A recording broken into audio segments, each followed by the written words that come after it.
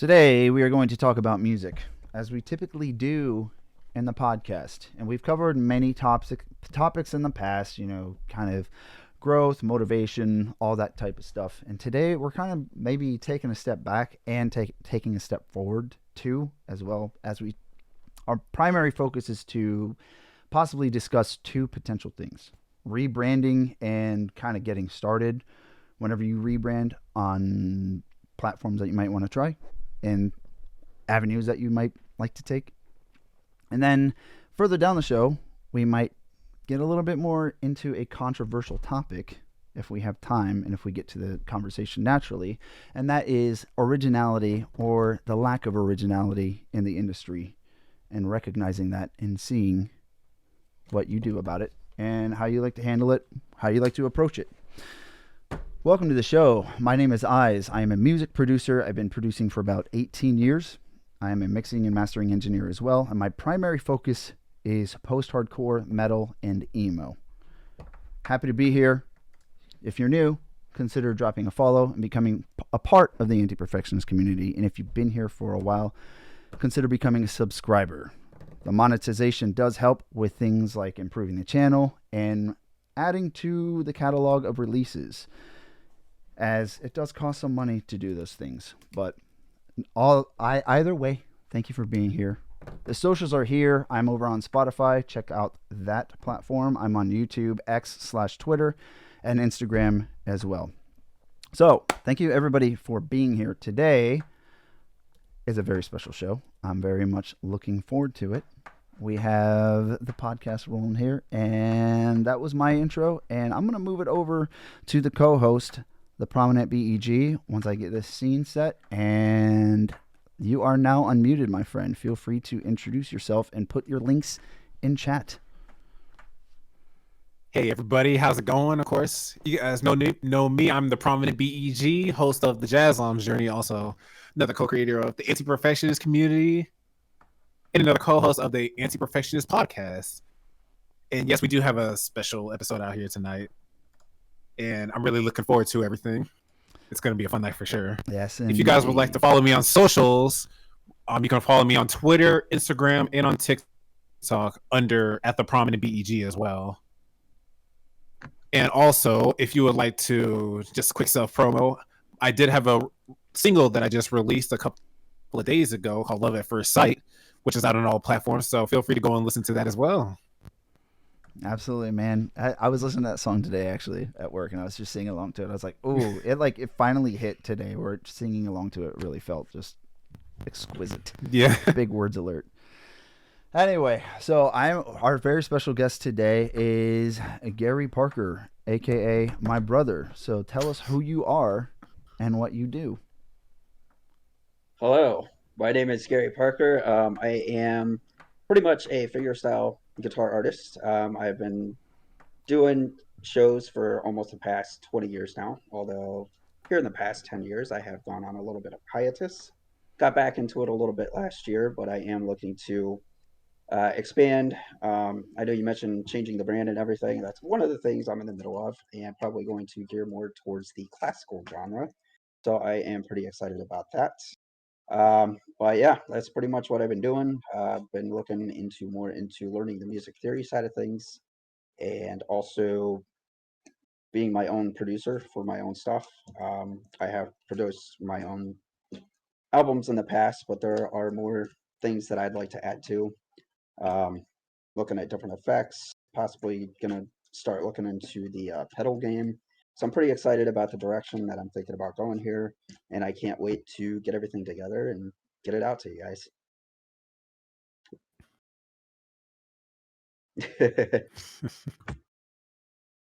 Sounds awesome.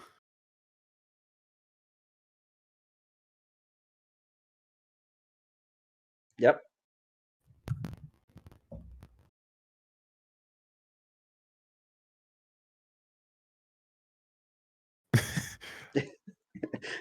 Eyes, you're apparently muted, by the way. Oh snap! My bad. Yeah, I was muted. I made sure I muted so the stream wouldn't hear me if I Oh my gosh.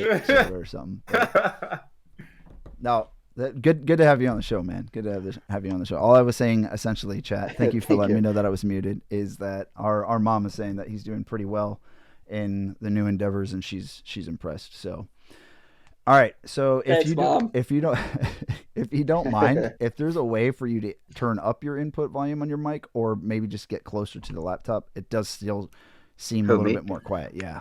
Is that better? Yeah, it's way better, but it's a little Let me eerie now. know. A little It's creepy. little I'm creepy now. sorry.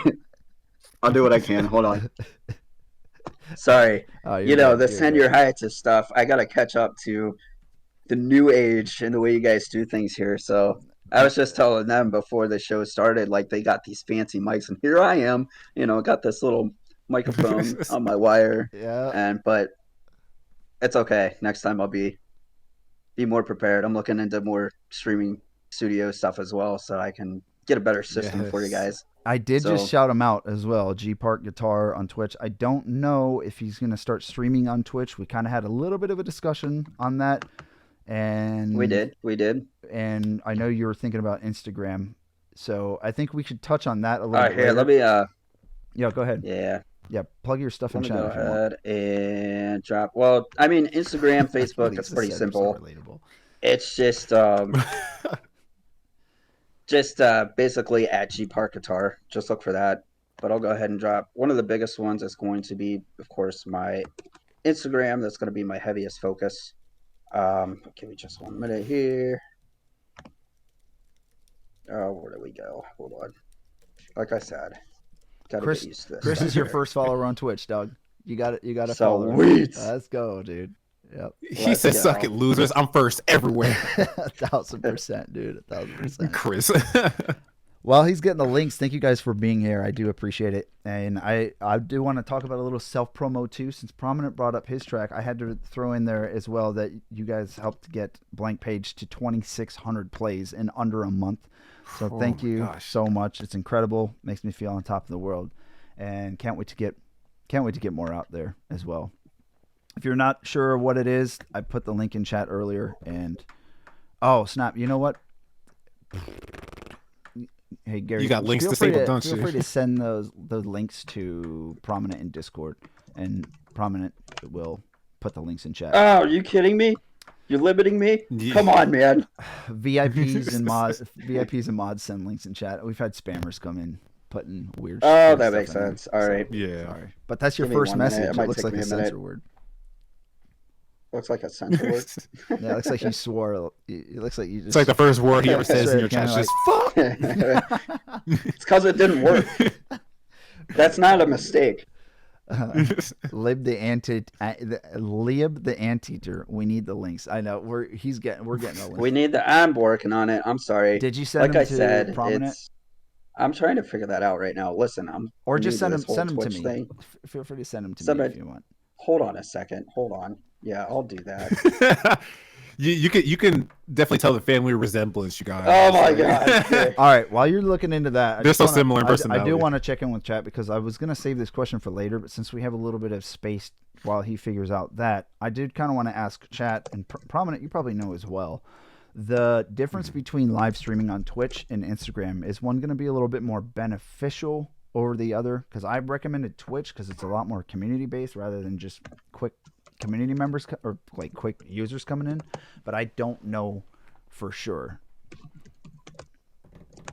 Well, I can say this for sure. Like, it depends. Like, I know it can like depend a lot on like your following and stuff like that. Like on Instagram, for example, because it's overall like easier to get followers on Instagram because you have like a lot of like friends and family that follow you and stuff on there.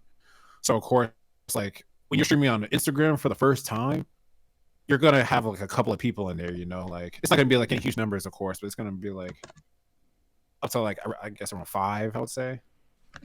And like with Twitch, it's harder to come up when it comes to just like building a foundation, building a base community and all that stuff. But once you have that community built, everything is so much more smooth sailing. So I would definitely say it's harder just to get your feet off the ground on Twitch than it is Instagram. That's what I would think too. And I think Instagram would probably be harder to retain, right? Yeah, definitely. Humphrey, because like not many people are really locked into Instagram because Instagram is just more like a social media like on your phone type thing. So you're not Right. really Instagram's just a as click and intentional now. to like It's lock like in. it just goes, Yeah. right? Yeah, you're Yeah. more or less inclined to like lock in on Instagram rather than on Twitch. You're more inclined just to like sit down and watch the stream. But Instagram, Yeah. that's not the Or same like to case, have you it on the know. background, because another benefit to Twitch is you can do mobile and desktop. Exactly. And Harmfree did bring up a point. Instagram is less profitable, well, not as profitable. So, but I mean, I don't necessarily. I feel, would it be a good idea to make Twitch your main pursuit, but maybe have Instagram on the side if you're, not at your setup? Probably. That's what I would I- say, honestly. Plus, I mean, he does have the anti-perfectionist community to help him rise up. You know, like That's he didn't even start right, streaming. dude. Yeah, he's already got like a couple followers. So look at Thank that. you guys. I, Thank you I very followed him much. That's just a dope. second ago. Thanks, guys. Aw, you Give better. me like a month, and I'll figure this stuff out. I swear. Oh, dude, I'll try to keep up we're with here. it. We're here to help. We're here to Oh, everybody. definitely. Everybody, Ask anybody spam in the him community. with DMs right now. Yeah. He's gonna get stream ends like 50 DMs. Like, no, don't do that. Don't do that. It's a joke. But Chris says, but no, I appreciate the support and stuff, guys. I really do. Thanks for having me. Of course. absolutely, dude. Anti-perfectionist. Now we need to drill that in your mother freaking head. Now, prominent. No, Do your work. No, Do your work. It's time. He has so much content on which he is sitting that he's not released, like I used to do in the past. It's time to get that anti-perfectionism in there. Yes, like because once you get that anti-perfectionist like mindset in you, you're gonna want to like release more and more content. Because like I always say this with like the anti-perfectionist community, perfection doesn't exist, you know, and everybody within the community is always loving and supporting of each other, and always willing to help each other grow, you know. And That's good. That's at good. the end of the day, you have to remember that good music is good music. It's not going to be perfect. It's not going to be like top tier, but if it's good for you and other people like it, it's good, you know. And that's all you should really strive for, you know. If you're happy with your music, it's going to be good, you know. Right. No, that makes sense. That's something I definitely need to work on.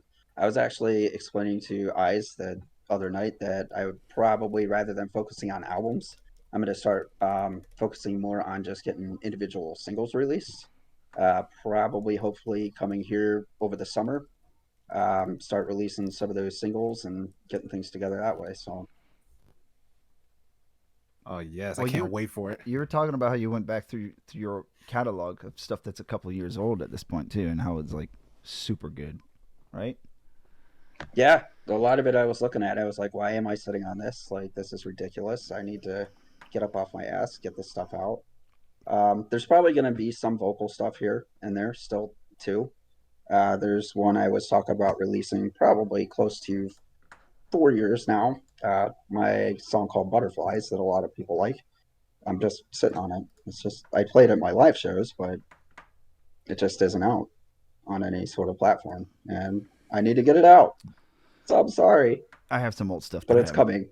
I have some old stuff that I haven't put out too. I'm like, that now it's like kind of Yeah, lost. some of it it's like, yeah, Yeah. but like, that one, I'm just gonna brush that one aside. But as for the fingerstyle and a lot, I actually came up with another classical one last night. That was pretty dope. Oh. So I'm excited about the direction I'm going for sure. And there's a lot of the fingerstyle stuff that I've written years ago that sounds really good still to this day, even with the stuff I've learned. But So when you say it's just, fingerstyle though, are you specifically referencing lap tap when you place the guitar horizontally on your lap and you're hitting it and stuff? I mean, that's pretty much what it's not. That's not full fledged fingerstyle. It's just more the picking and some of the taps and using the like the rock guys. They do the tapping on the guitar with the leads and stuff. So it's basically incorporated into the acoustic guitar, but you're adding the drum beats, you're adding the taps on the hollow body, so it brings out and gives it a fuller sound. Yeah. Like you have beats behind you. So it doesn't necessarily have to be lap tap. Lap tap is part of the fingerstyle genre. It's just more a different approach to it. And it's really cool, really fun to play. But actually, honestly, um, I enjoy playing more the typical regular way with the fingerstyle stuff. Um, Classical.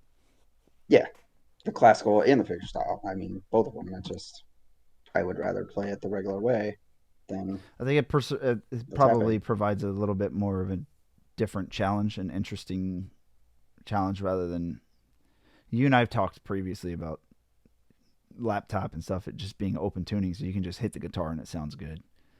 You know. Right, and that's even not just with the laptop, but the fingerstyle guitar as well. A lot of guys, like we discussed, they take advantage of that open tuning and just throw just random notes in here and there, and it just sounds muddy.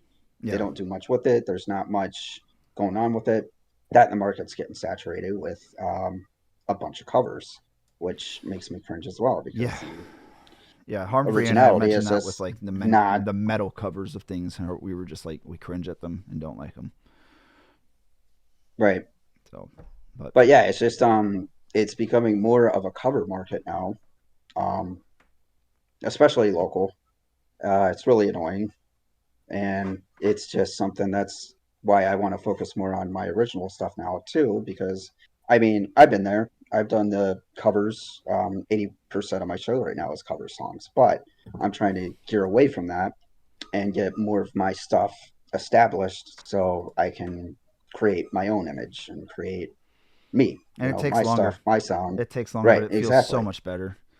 Hmm. It's way more worth it at the end because like I can understand like covers like they're like an easy gateway to like get your name out there and stuff like that. But like when it comes to covers, like everybody's like heard them before. Like oh, it's a cover of this song, it's a cover of that song. It's like oh, you're playing this song again.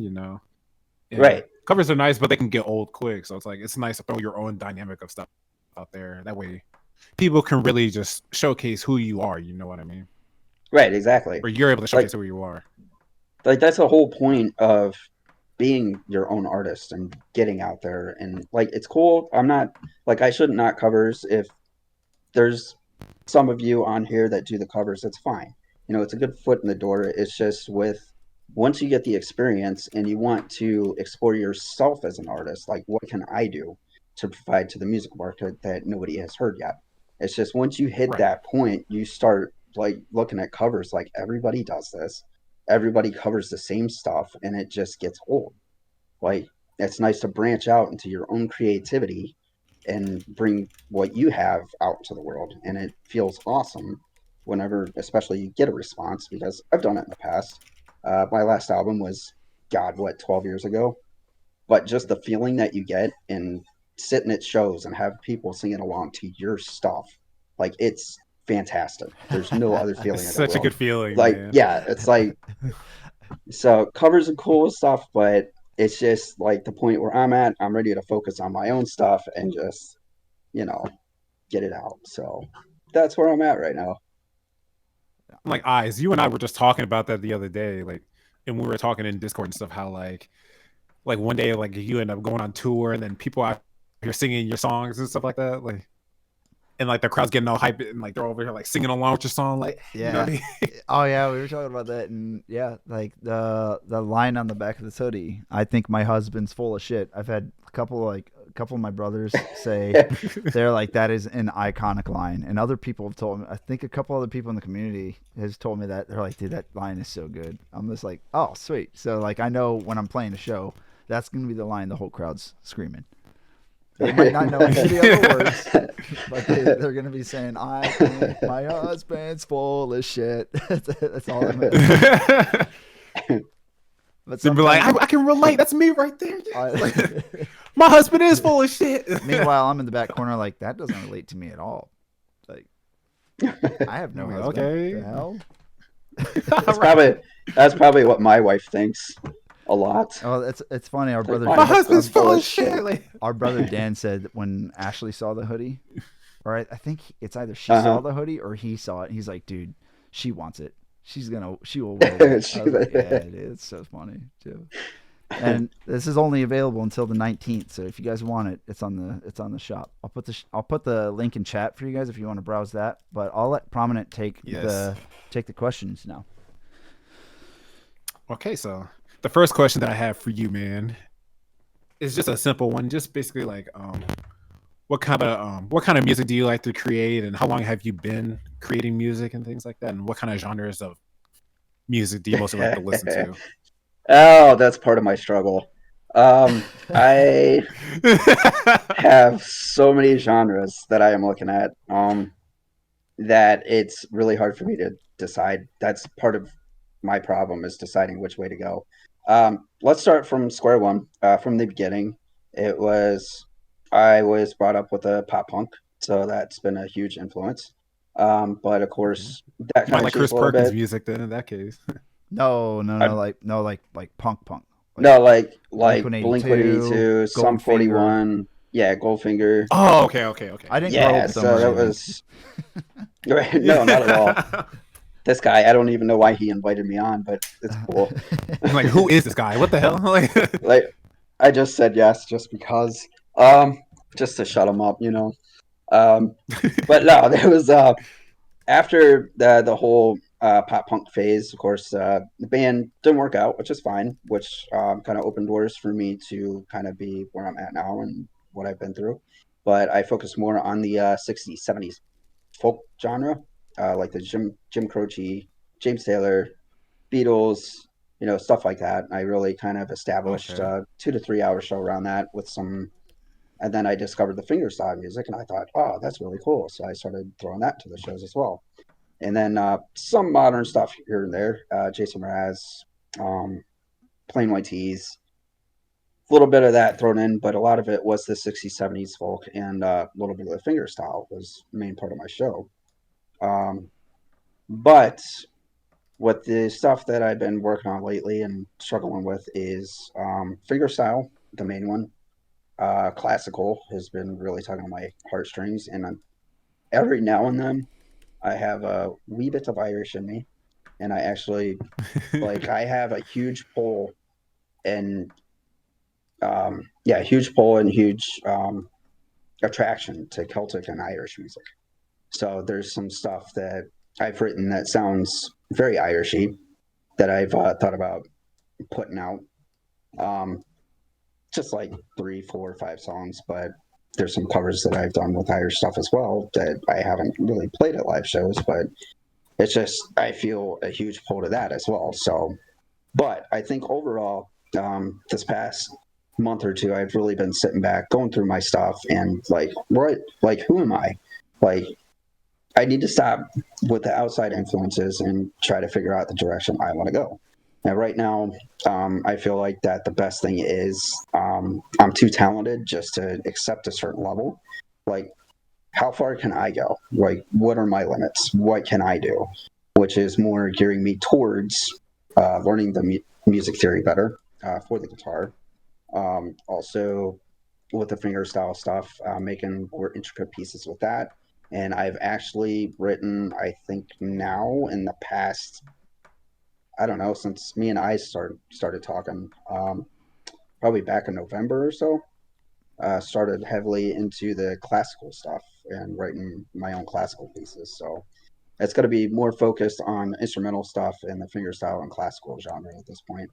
Maybe, like I said, with some vocals thrown in here and there from time to time, but I'm gearing up for my shows to be more heavily influenced in the fingerstyle and classical genres. So that's the direction Okay, I'm. that'd be pretty neat actually. Think about it now. Yeah, Like, and you said like your stuff would be more based on like different types of like Irish music.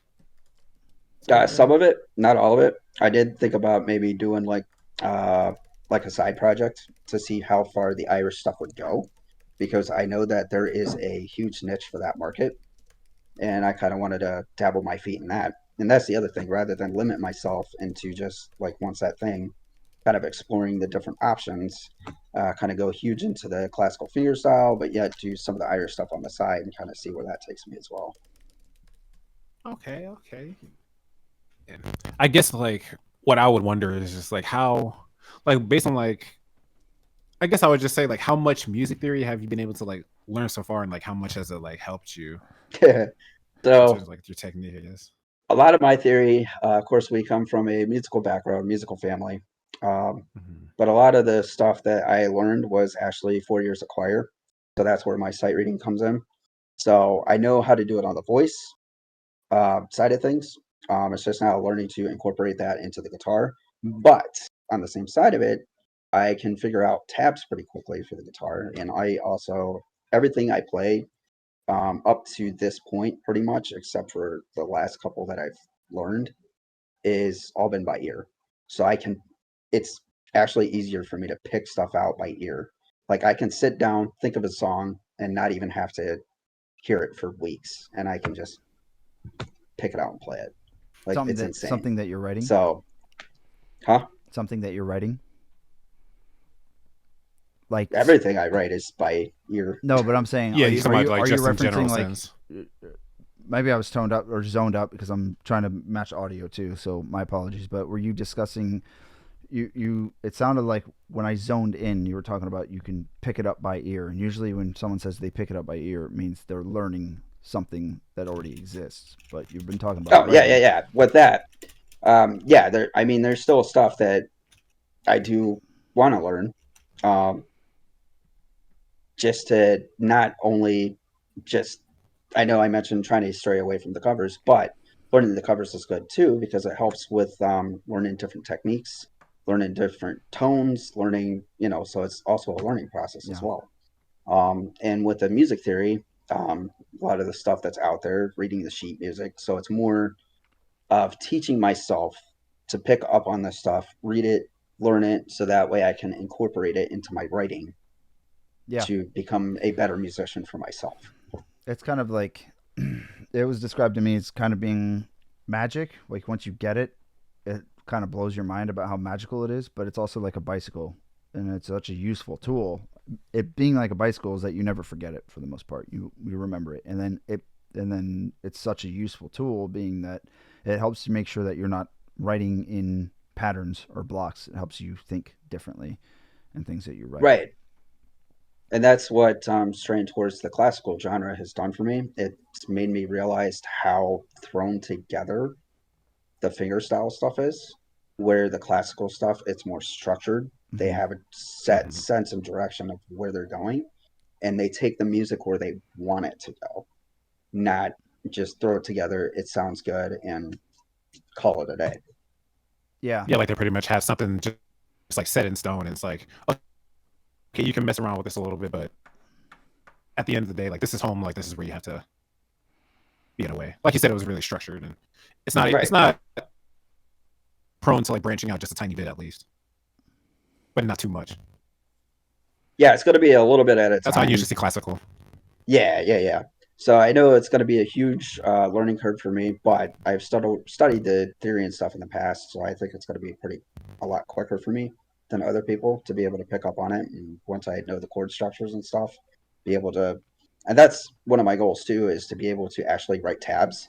I've had many people ask me for tabs for my music, and I just don't have them because I don't write it on a yeah, sheet of paper. yeah. You know, Somebody. so I had somebody ask me that too about tabs for they said I should do tabs, and I'm like, oh, I guess I could. I'd rather have somebody else who's like quick at that do it because it's gonna. While I could understand it, it's just gonna take me a long time, and I have to write my right, stuff. exactly. Yeah, that's a whole nother learning curve. Like right now, learning it more for myself and trying to understand the music better.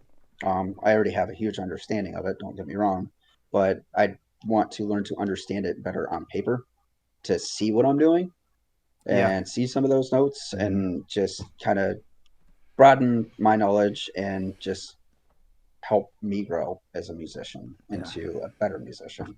The sky's the limit. There's no stopping, and that's part of my disadvantage is I hit a certain point where I think, oh, this is it.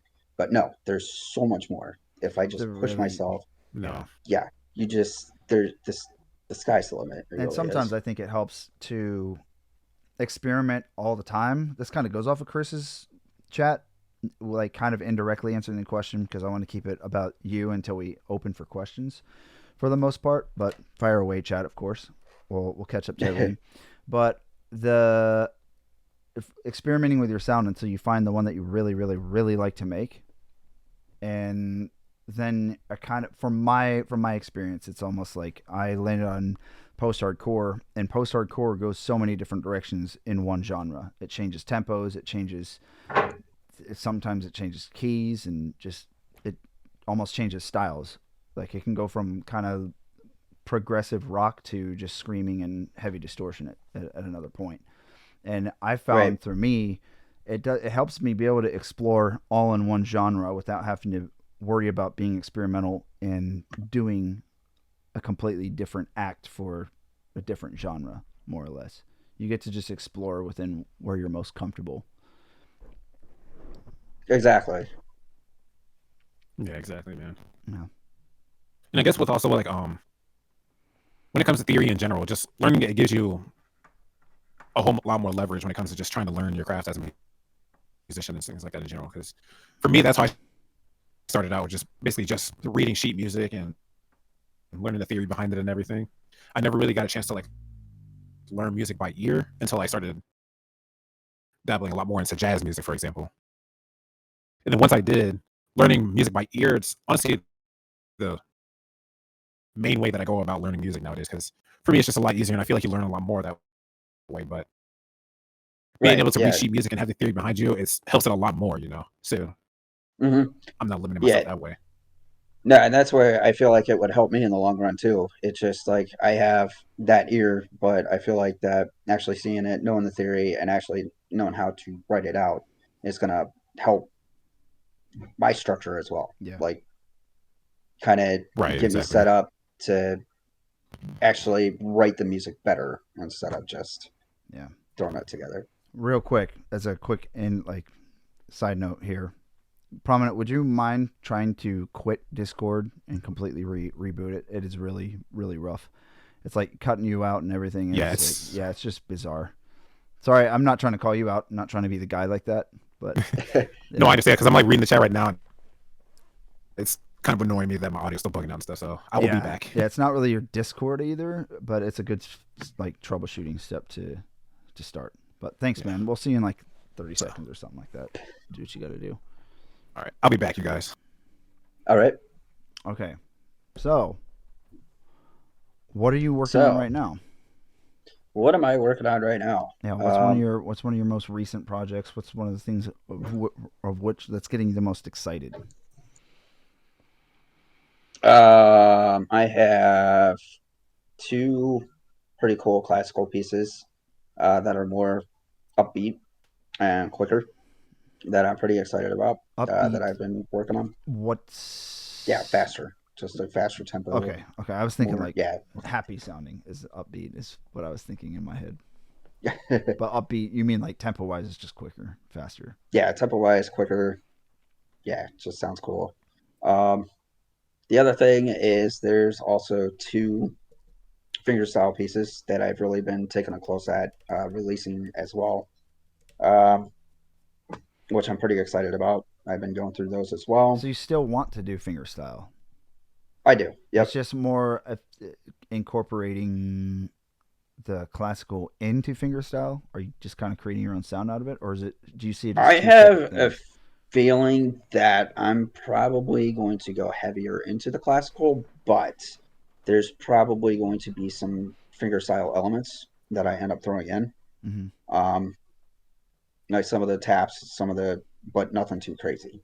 Because sometimes, especially with the fingerstyle stuff, there is also a lot of harmonics. And if you do that too much, that can also drown out the music and get annoying real Yeah. quick. Oh yeah. It's Um, impressive a couple times, but it's every 30 seconds. You're like, dude, we get it. yeah, exactly. And then even the taps, if you don't do it right, that can just sound like, oh, he's just throwing that in there now.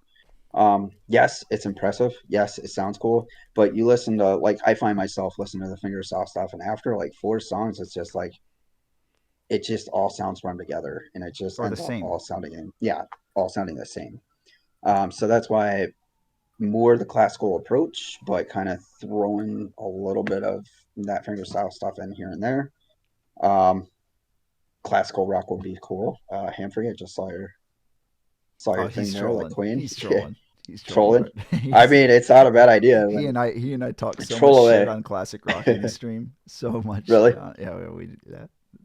Actually, I mean, it'd be an element, but I go on classical rock. I go on tirades every now and again about how bad classic rock is, and I'm like, sorry, chat, sorry. And then I look down after my 5 minute rant, and everyone's like, yes, I agree. I'm like, oh, what? Okay, thank you. Yeah, I mean, I never was the 80s, 70s, 80s hair bands, whatever. It's, yeah, I just, no thanks. Just throwing that out there.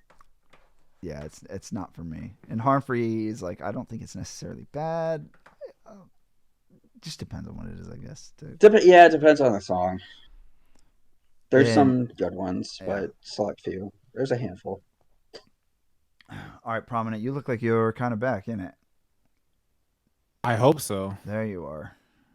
I'm sure hoping so. Does everything sound a little better at least? It's not as laggy. It's still crackling though. Still clicky, but Yeah.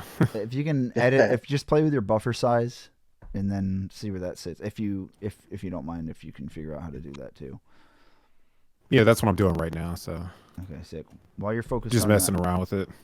All right. Well, let's see. Do you have any questions for us thus far in the middle of this, Gary? Because I have just something more or less about you that I'd like to open to, do I have any questions? or things that you want to bring up, like about yourself or asking us or the community.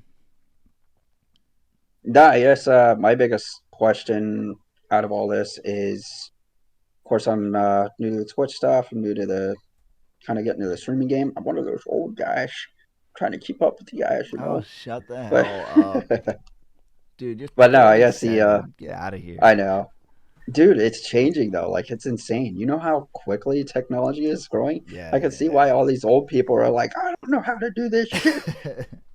That's anyway. What were you saying? I That's apologize. good. Anyway, no, I just any tips or pointers would be great for kind of growing the online community. I definitely appreciate you guys having me here on Twitch, and I'd like to do more with it. Um, but yeah, outside of live shows, just with the streaming stuff, I was thinking Twitch, Instagram. If you guys have any other ideas, that'd be great. But kind of something I'm looking into to get my feet off the ground is more on the online platforms. So I guess my personal tip, and I think chat's gonna sound out too. Harmfree is really good at live streaming too. He's helped me quite a bit, and he's a good homie in the community. All right. So, Let me see. but I think one of my tips would be just to, because I have to constantly remind myself that it's a long game. It's a long term thing. It's not. It's right, not a quick instant success. It's a career plan. If you're using something like this as a musician, I view it as a good stepping stone in building a community because it's so important as a musician to be there for people to see your personality and for you to be able to communicate with people right. and just build it, build friends, make friends, and support them wherever you can too. That's my tip, and just understand that it takes time. Sometimes I wish that things, or sometimes I feel like I should be doing more or I should be doing something else. But I look back and I'm like, I'm only a year into this, and you know, thankfully people are listening to the songs or some plays. We have a merch shop now. We have a pretty lively Discord community. Thank you guys, and a very fun chat. Of people I'm very proud to call members of the community. So it's just in retrospect, building all that in a year is very powerful. So I just look forward to Yeah, and that's kind of the years from now. game plan I have. Yeah, I know it's going to take time. I know it's not just going to take off.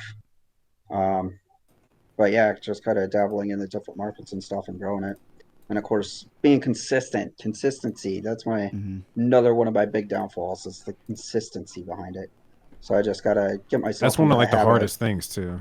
Oh, you yeah, sound way better, Is prominent. the Go just the for it. consistency in general. Do Wow, I? dude, night and day. Oh, okay. I'm not gonna touch nothing else then. Keep it right here. Yeah, it's just you're good. I think one's in chat. A prominent still sounds like a queen now. Let's go. All right, I'll put a one in chat. You sound like a queen, prominent. Anyway, Appreciate that. prominent. Do you have anything regarding that question? Do you want it repeated? Yeah, I might need to repeat the question because I was sitting here fixing all this shit. He kind of has some, like, maybe a little bit of trying to get an understanding of, some tips and advice for considering live streaming and what expectations to have and things to help grow. I would say that, of course, when you start streaming, like when you very first start streaming, there's hardly gonna be anybody there at all. I'll be there. And of Right, course, Shut like, perfectionist. up. yeah, besides people in the community, of course, like, you know, it's gonna feel like empty most of the time. So it's like, and that's okay. The thing is, you just have to remember that you just have to keep going at it like you would any other stream if there's a bunch of people in there, you know. Like, Right. just keep talking, just like you would any other stream. And if you have people that random like slaggers like that come in and stuff like that, and they hear you talking and stuff like that, like, okay, he seems like a real like engaging guy, you know, like he's real cool to talk to. Let me say what's up real quick, you know, Gotcha. and Okay. just being inviting overall, you know, and not just like Right on. sitting there silent the whole time and things like that, because that's gonna like shut people out and like, oh, nothing's going on in here. Let me go ahead and get out of here, you know. Right on. So I guess it's just like being just more welcoming and just not worrying about the numbers at all, you know, just having a great time on stream overall, regardless of who's there or not, you know.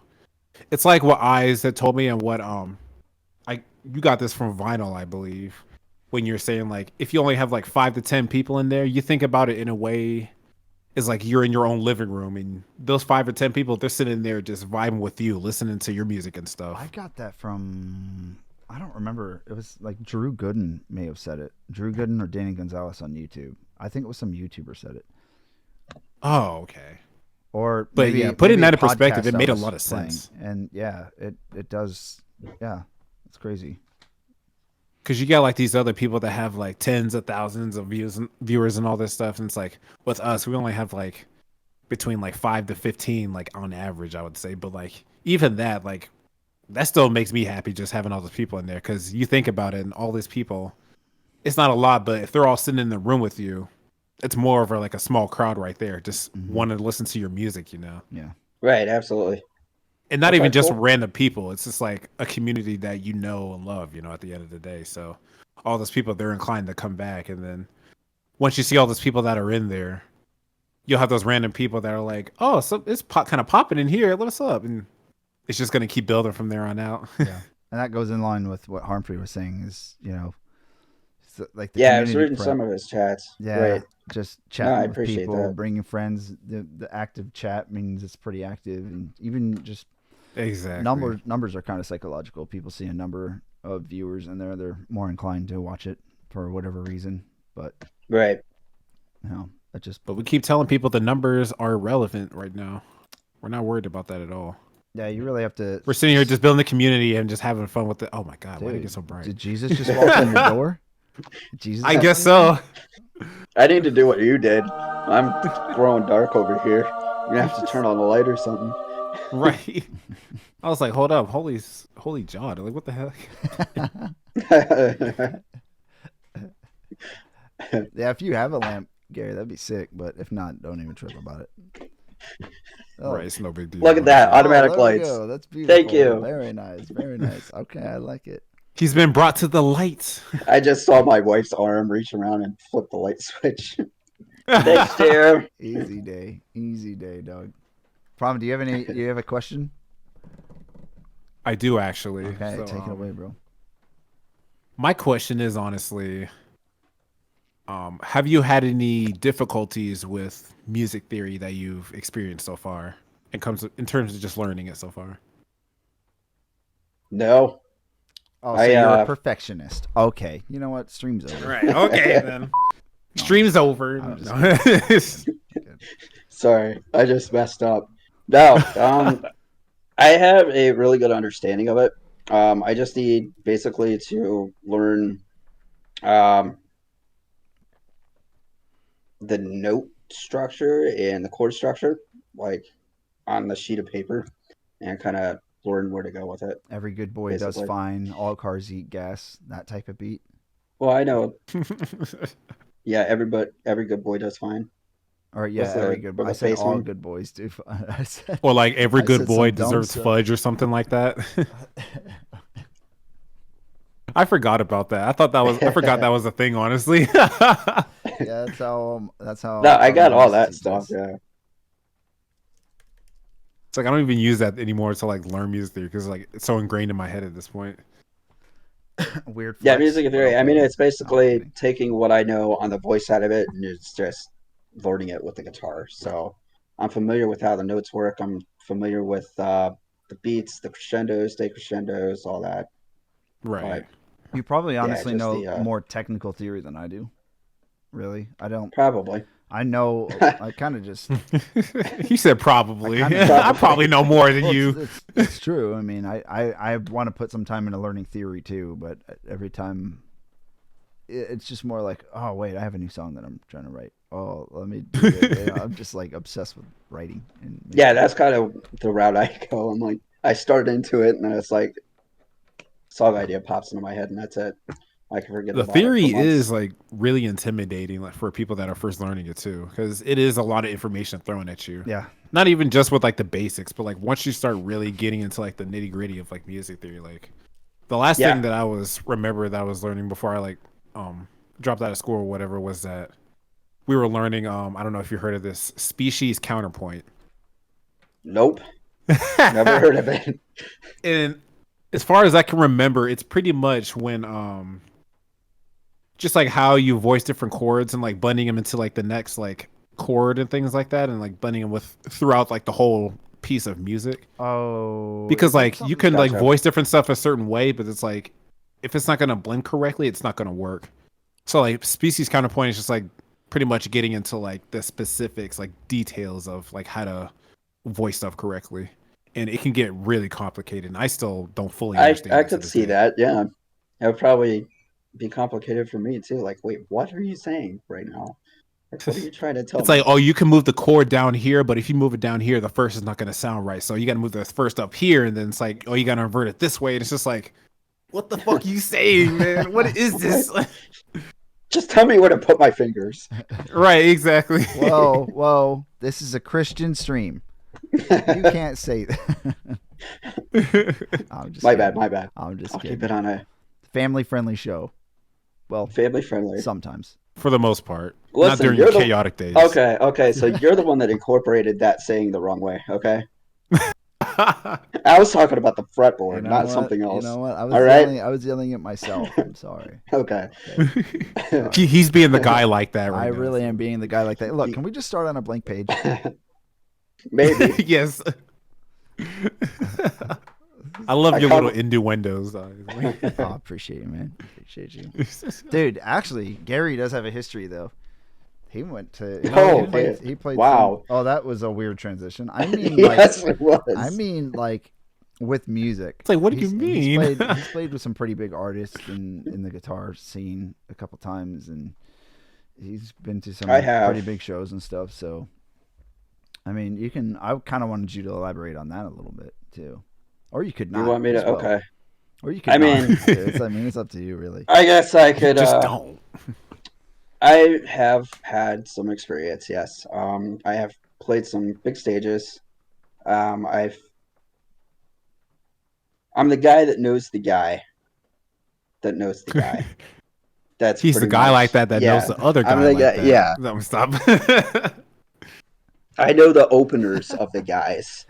But I mean, that's a really good footstool to stand on. I've actually had, I don't know if anybody in here has heard of Andy McKee. I Um, haven't.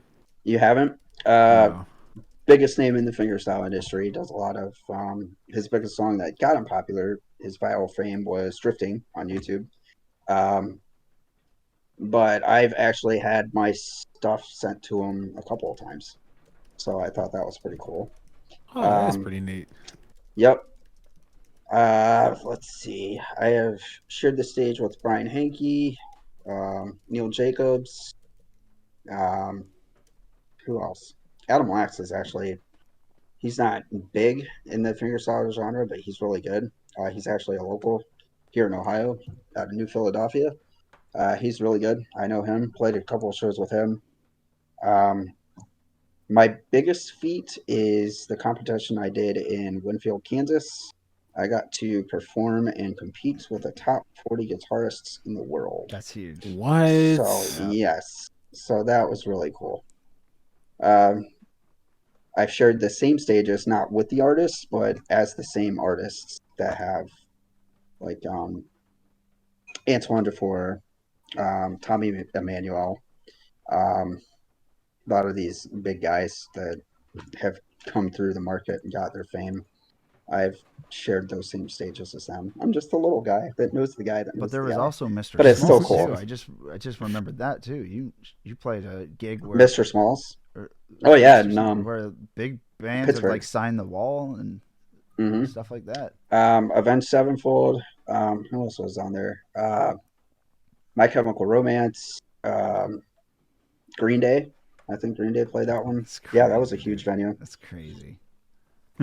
It's shut That is So down, that isn't impressive, it? man. was.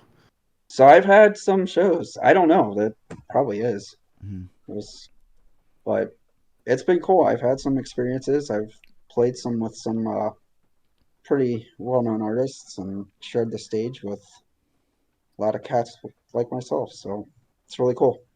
It's just I personally decided not to step into the spotlight because just after they get you, that's it. They get you. Um, and I liked kind of being on the quieter side sometimes. I can It is what it understand that. is.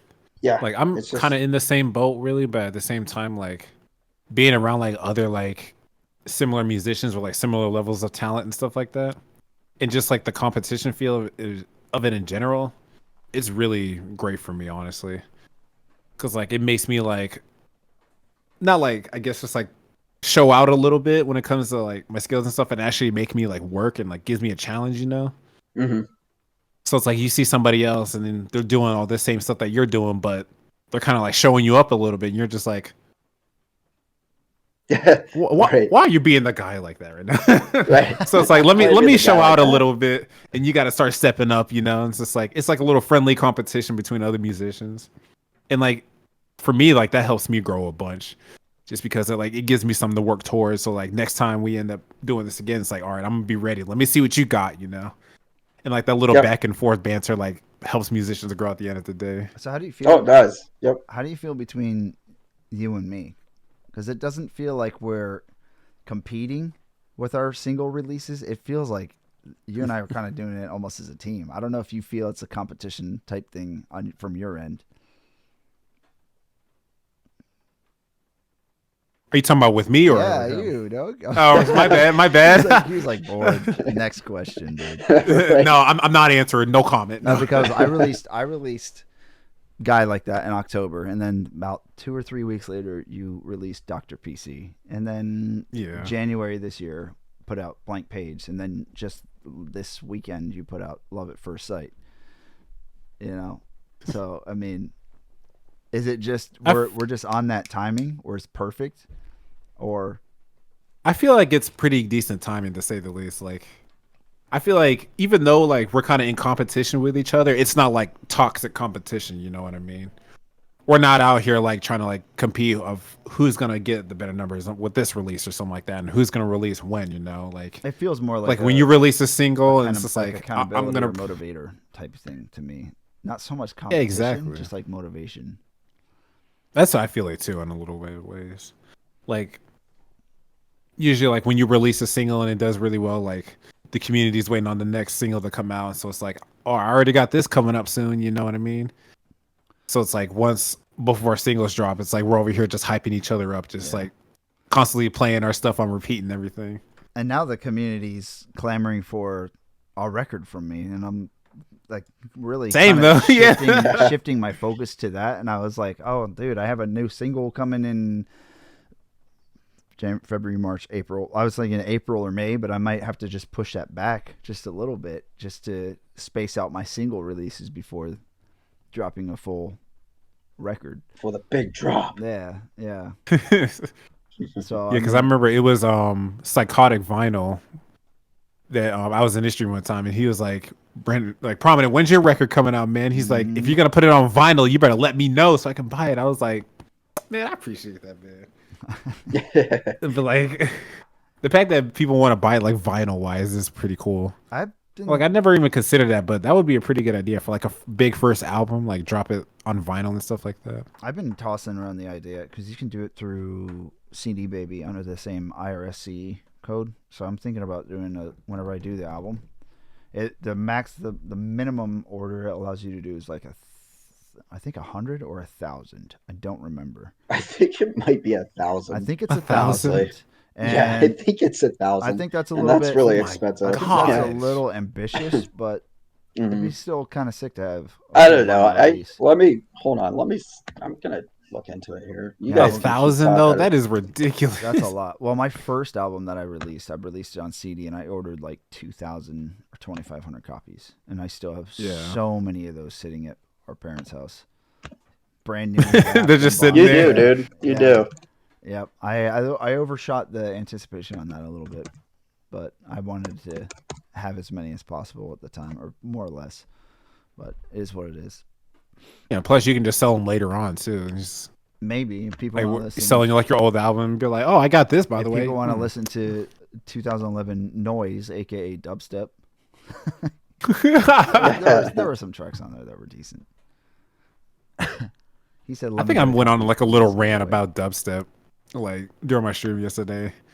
A I mean, rant. like, yeah, just talking about how like a lot of the dubstep that's just noise. I don't really listen to it as much.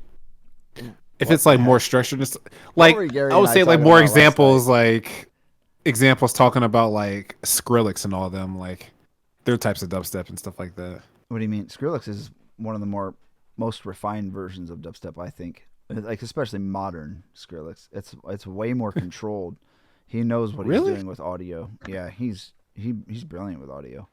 And I guess I'm just referring to like the types of dubstep that are just like really loud and just random and he stuff like doesn't really that. do that anymore. His old stuff, Oh, okay. his Okay. old start, his beginning was a lot of that loud stuff. And even I listen back, I'm Yeah. like, oh, this is so 2008, 2009. I'm like, oh, Yeah, that's what I'm ouch. talking about. Like, But now you listen to some of his stuff, it's way more refined, and it's actually a little bit lackluster and a little on the empty side, which it used to okay. bother me, but now it's a stylistic choice. He leaves a lot of room for remixes, a lot of room for creation, and doesn't overload a song because you can very very easily do that with electronic music, electronic dance music.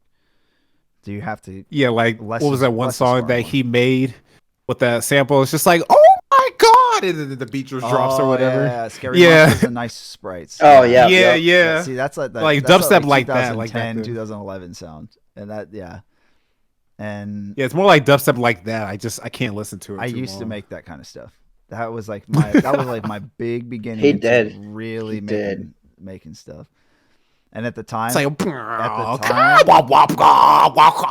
it's just random shit. wow, you actually did extremely well. That's like the sound. It was. That was like spot on. Yeah, it was stuff like that. Oh god! Like, So now we definitely need a copy. Oh snap! everybody's like, that's so accurate.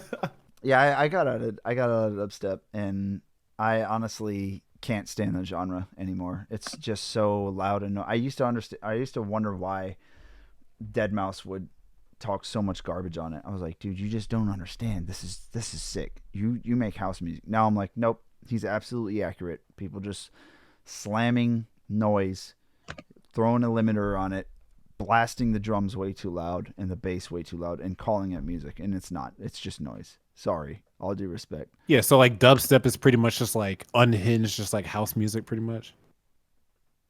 I guess. It's just unhinged. Yeah, yeah, it's It's just unhinged. Now, but then there are other artists who are electronic dance music artists. Fat Loud being a huge one, and he does well. He does really good. His stuff I do like his music. is not really dubstep. He doesn't do dubstep. He's more along like house, and he's a big sampler, but he knows what he's doing. A lot of his stuff reminds me of how Skrillex works, and I've worked with Fat Loud multiple times, and I love working with him. We just communicate so well, and pretty much everything he makes or touches is gold. It's gold. So while I'm talking shit on dubstep, there are people out there who know how to manipulate electronic dance music in a good way and actually make it sound good. Then I will pretty much, as far as I'm aware, always give Fat Loud that love because he's super good at what he's doing. Oh, always. I love listening to his music. And every time I like rate him after the streams and stuff like that, and I'm always sitting there just vibing, just dancing along and stuff. Yeah. But he doesn't play just stuff that just slams.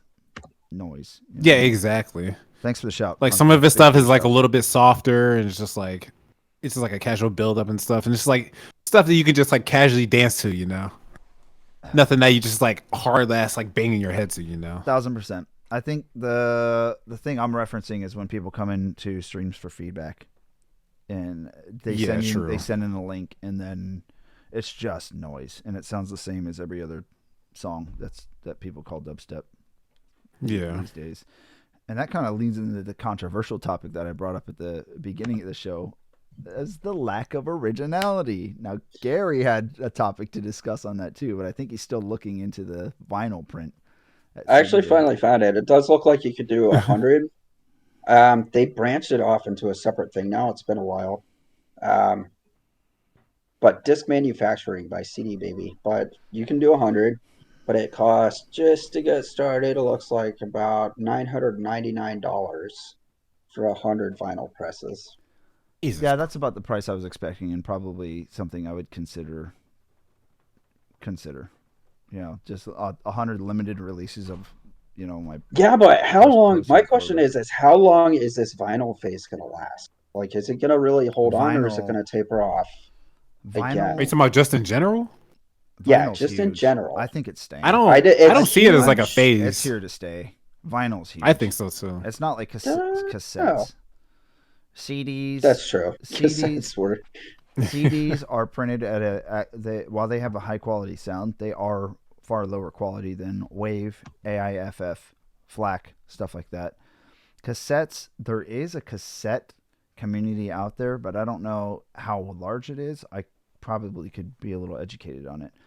But vinyl, there is, and pretty much always has been, a specific sound with vinyl that people love, and it's warmer. People will be drawn to it, and it's that one of those bastions of physical media that feels like it kind of started it all, that we can't let go. We can't let go of vinyl. I personally, that makes sense. I'm not a huge vinyl guy, but at the same time, I love vinyl so much. I don't love it to the point where I'm going to be collecting a bunch of them, but as soon as I probably will. As soon as Dance Gavin Dance really announces another record, I'm buying probably as soon as I can one of their limited releases just to have it. I don't even have a player. But if Prominent did a vinyl release, I'd be like, hell yeah, I'm on that zone. But I don't know. What are your thoughts? Yeah, same with you, man. I mean, I definitely feel like vinyl is here to stay for the long haul. Because one, I see a lot of people just over here just collecting vinyl records in general, and like with me, like I see a lot of people's music takes when it comes to vinyl music. Like one of my good friends, he has a lot of vinyl records, and he has like a whole setup and everything, like a whole like mini area in his living room where there's like a couch and stuff, and you can like just sit there and just listen to vinyl music and relax and stuff like that. And I guess like you can say people like to collect vinyl for the nostalgia reasons, or that's just their preference on how they want to listen to their music. Or like what like, Toxic said too. What did he say? He said vinyl is great for collectors too. You get that nice big print of cover if that's what you like. I like that. And I didn't. Yeah. I just wanted to throw that thought in there. I didn't mean to interrupt. Apologies. No, you're good. But I do agree with what he was saying though. Like a lot of collectors, like a lot of stuff that are on vinyl nowadays, it's hard to really get through just streaming services, believe it or not. It's like, sure, there's a lot of stuff out there that you can find just like streaming services like Spotify, Apple Music, whatever. But there are just some things out there that you're not going to find on like Spotify and stuff, and you can only get through vinyl records. So, and like those timeless records can have music that not a lot of people know about, and just having the exclusive access to those. Plus, like when it comes to like music quality and things like that, I can understand why people would want to collect more vinyl records, And I feel like it's a little bit more of I don't know. I could be completely way off in this, but I feel like it's more of like a safe community. Vinyl people I feel like they're more or less most of the time down to earth, and they watch out for each other. So you're getting good vinyl versus bad vinyl. And then it's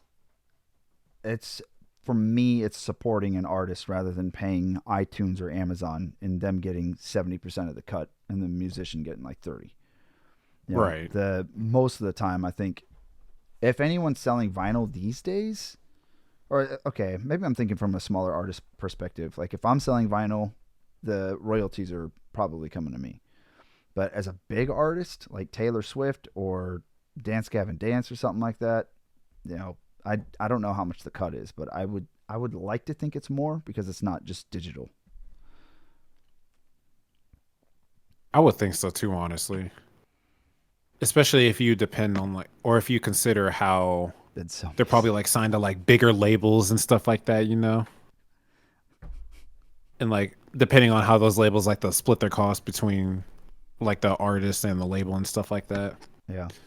Because it's like before, like not everybody buys vinyl records, but the ones that do, especially with bigger artists, they're going to be more in value, you know? Mm-hmm.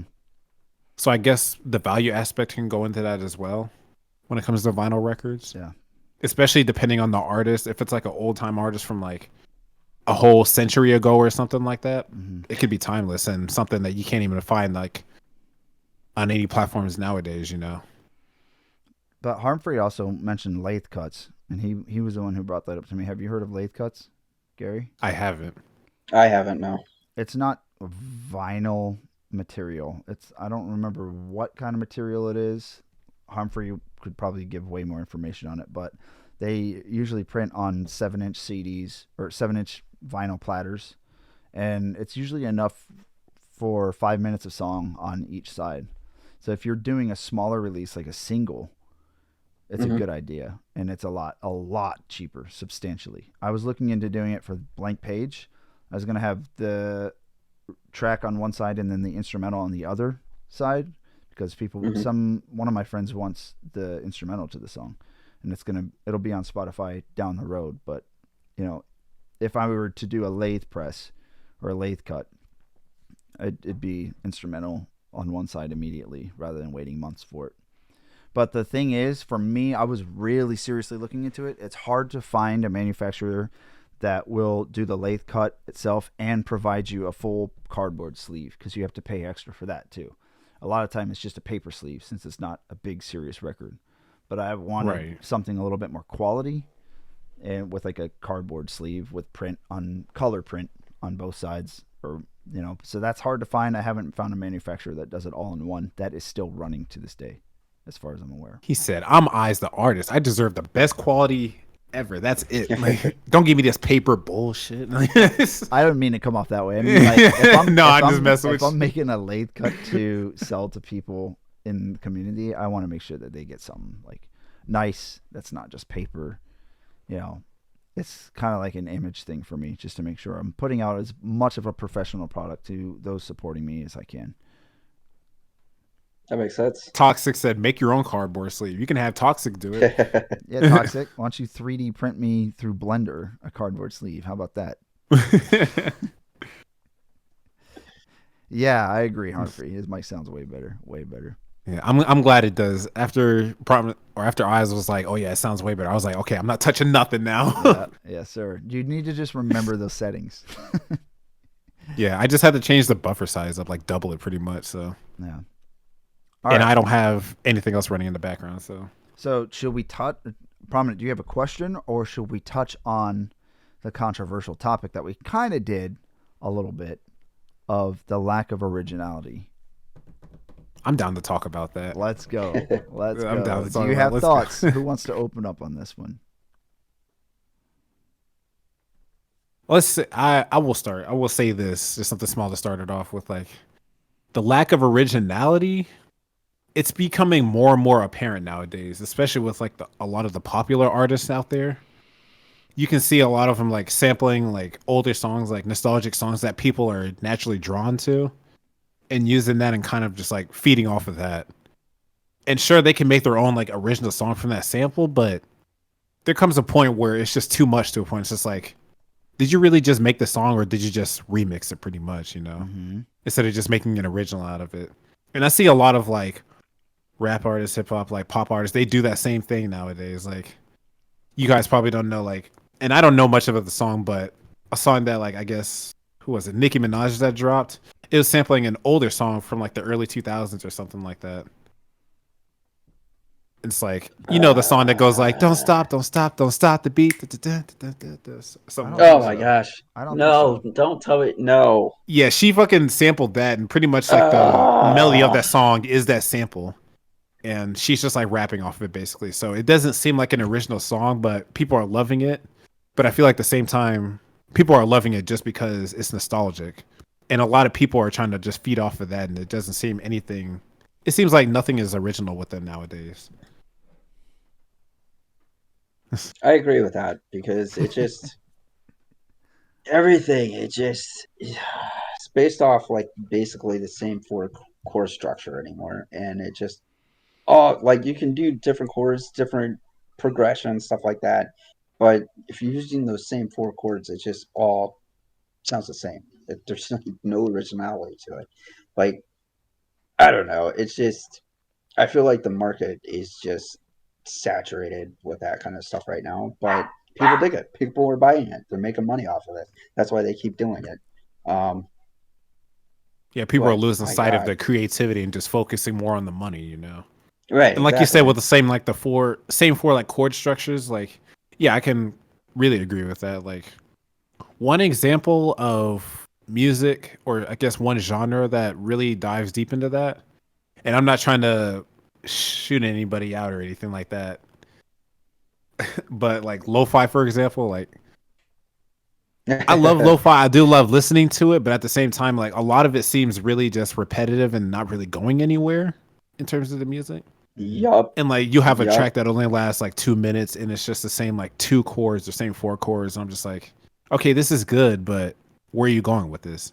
Right. And then Exactly. you're expecting the song to go somewhere else, but it doesn't. Yeah. Now, And then mind it's you, just like like we have somebody in either the community, like Bordy Beats, like everybody knows Bordy. Bless He's a 40. lo-fi Bless artist. 40. Bordy is great. Like I love his music, and he steers away from that. Essentially, like his music is a lot more dynamic than typical lo-fi artists are, and that's why I love his stuff. Well, he's a But like you got other artists that hefty are way guitarist bigger. too. he's putting Yeah, his exactly. originality into it. That's why Mm. he's taking it and Exactly. making it his own. Like props to him. That's awesome. Yeah, you would love Yeah. And then Bordy. you got like these other beat makers that they can throw stuff onto a beat machine and just like toy around with it, and then oh, there's a song. I'm gonna release it, and that's it. And there's nothing to it really.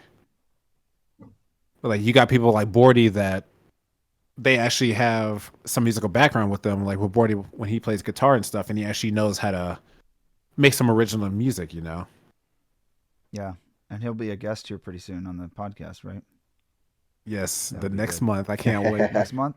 He's an he's an OG member, so Yeah. I guess for I guess my take on the lack of originality would be if anybody understands the viewpoint of once something kind of becomes trendy, everybody starts to do it and it all just meshes together and sounding the exact same. Dubstep, for instance. And then yeah. from Gary's perspective, it was interesting because I kind of saw it for a while and then it was very enlightening to hear him say like, bro, this laptop stuff all sounds the same. There's just open tuning and it's lazy. And I think that's some of my problem with some of the easy, extremely easy access to all the tools and everything in the trade of what it is, how you can make music today is everybody has so much more access to things, which is fine.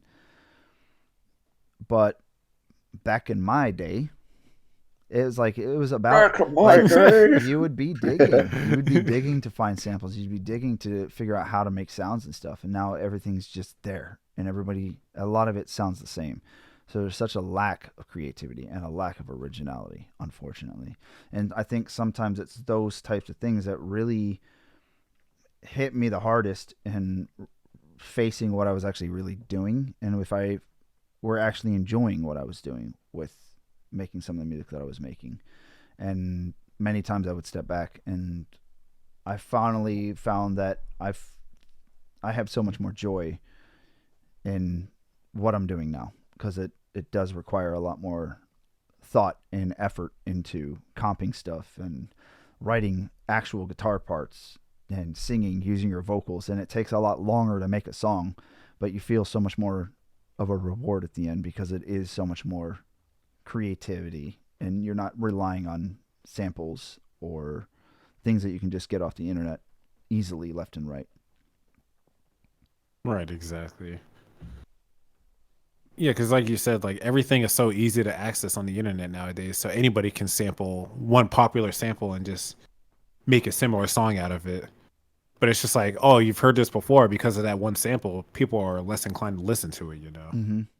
A lot of the time, I can hear even some modern day dubstep. I guess I'm really trash talking dubstep in this episode. I'm sorry, sorry, bass heads. But I'll be hearing it and I'll hear a snare, and I'm like, yep, I've had that snare for years. That's in my sample library. That's just crazy that it's still used. Now, granted, I mean, I'm somewhat guilty to falling, I guess, falling in the same line of using things that other musicians are using, like neural DSP for my guitar amps and get good drums for my drums. But I feel that it's a little bit different because once you have a drum set, you have a drum set. I don't think a drummer typically changes the drum heads every song, so it's a little different there. And with neural DSP, I'm usually modifying my own amps instead of using presets. So, I don't know. Maybe I'm no better than what I'm talking trash on right now. Oops. Oops. Nah, I don't know. But let me see. No, Go ahead. What were you gonna say? me? Yeah, What? you were I gonna don't say even something. remember. That's just lack of original. I mean, there is some good stuff out there. Um, it's like finding a needle in a haystack anymore, though. There are some really good artists. There are some really good songs out there that are still thriving, Mm-hmm. but that's just the markets just in general. Local Hollywood, it's just been so saturated Yeah. that it's just hard to find the good stuff anymore. Um, Granted, there are some things that they throw out there that are catchy. They do sound good, but I mean, a lot of it just more or less same chord progression, same structure. Let's just throw this together real quick and get it out so the general public just eats it up. But Yeah. Yeah. I don't know. Glitch is human. Welcome into the stream. My name is Eyes. I'm hosting the Antiperfectionist podcast this month. Nice to meet you. Someone was knocking on my door. My bad. Oh, I was like, who the hell is knocking on my door during this podcast? Come on now. they were knocking. It's Hollywood. They were They're knocking. onto us. They're knocking at your door. Like, are you talking trash on dubstep? You're like, no, that's Eyes. Go to his house. Oh, okay. Sorry, my bad. Oh, hold on. I have a knock at the door. No, I'm just kidding. Someone coming to yell at me. All right, Prominent. What do you have on your mind?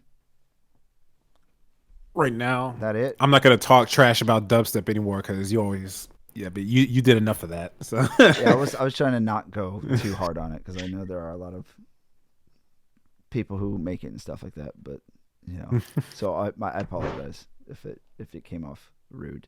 No, I will say this. I will bring out the positive side of it though. It does bring a few different genres of music together. I can definitely say that.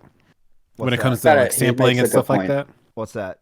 Dubstep Like or not even just with sampling? dubstep, but just sampling in general. Yeah. Because you can have samples from like a rap song and then you can put it into like a dubstep song, for example, or you just have samples from like a country song that go into like a pop song or something like that. And with those types of things, like a lot of subgenres can get created, and that's one thing I do like about it is that the subgenres that get created, it can help people realize what genre they really like to listen to in terms of music, and just really what they want to focus on instead of just focus on like one like really broad thing. You know what I mean? Because like we were talking about, we got like different types of house music. There's like dubstep, like jazz house, and all that other type of stuff. And like you think about it, like all of those genres or subgenres, they're really tied to something else at the end of the day. Like yesterday, I was really messing around with house jazz a little bit because like a mix of like jazz and like of course like house dance music and stuff like that. I still And I've love been house listening music. to a lot of that I love house music like throughout still. the week, and I do too. Like So good. it's really nice to like. I really like the soft house music like a lot of people listen to and stuff like that. It's just I don't know. It's just like the right kind of subtlety for me. And that's what I mean right there. Like that subgenre right there in general. Like it was able to bring those two genres together. And if that wasn't a thing, I probably wouldn't be listening to as much house as I would now. You know what I Yeah. mean? So like I guess like in aspects like for you guys like your music for example, eyes like you've been able to put a lot more jazz elements into your music as well. It has helped you like broaden out your horizons a little bit in terms of your playing and all that stuff. As far as I've Have you noticed. noticed in the songs? Does it sound some like jazz fusion chords? Like I try. Yeah. That's good. What the chords for one, and also what's just the way that you play. Example, like the song that you and I've been working on and stuff like that. Like just like the structure of like one of the things that you wanted me to play with it. Like there's a little bit of like jazz feel in there, and Good. I felt kind of proud, you know. Oh, dude, that means a lot, dude. Dude, that means a And I lot. was like, okay, my jazz side is starting to rub off on him a little bit. Yeah, 100%. You've had to steer me the right direction many times, but that's part of learning. And like same thing with you and me. Like didn't really listen to much like post hardcore or like rock music at all until like I started listening to more of your stuff. And that's what I'm And like now so I'm starting to proud. like ingrain a little bit into my stuff and like how I go about There's a things. And clip on his channel, everybody, on Prominent's channel. He did do a live take at Screaming. Some Cola Oh, Coca snap. lyrics. Some Cola Oh my Coca lyrics. The God. song's not even out yet, but Oh my god. look at Prominent's Cola Coca cover. Beautiful. I tried to scream for like 2 seconds and I was like, nope. Like he really tried for a second. He was like, "The dog cat." That was it. And then he's like, "Oh wait, no, nah, I'm done, fool." And he just left. Beautiful clip. Beautiful. I'm so proud. I know everybody was just dying laughing at me. I was like, oh my god, why did I try this? I was like, that's all y'all get. That's a thing about you, man. You're pretty much always down to try something on stream. I like that. I am though, because it's always fun. I always end up having a great time regardless, you know. Yeah. 1000%.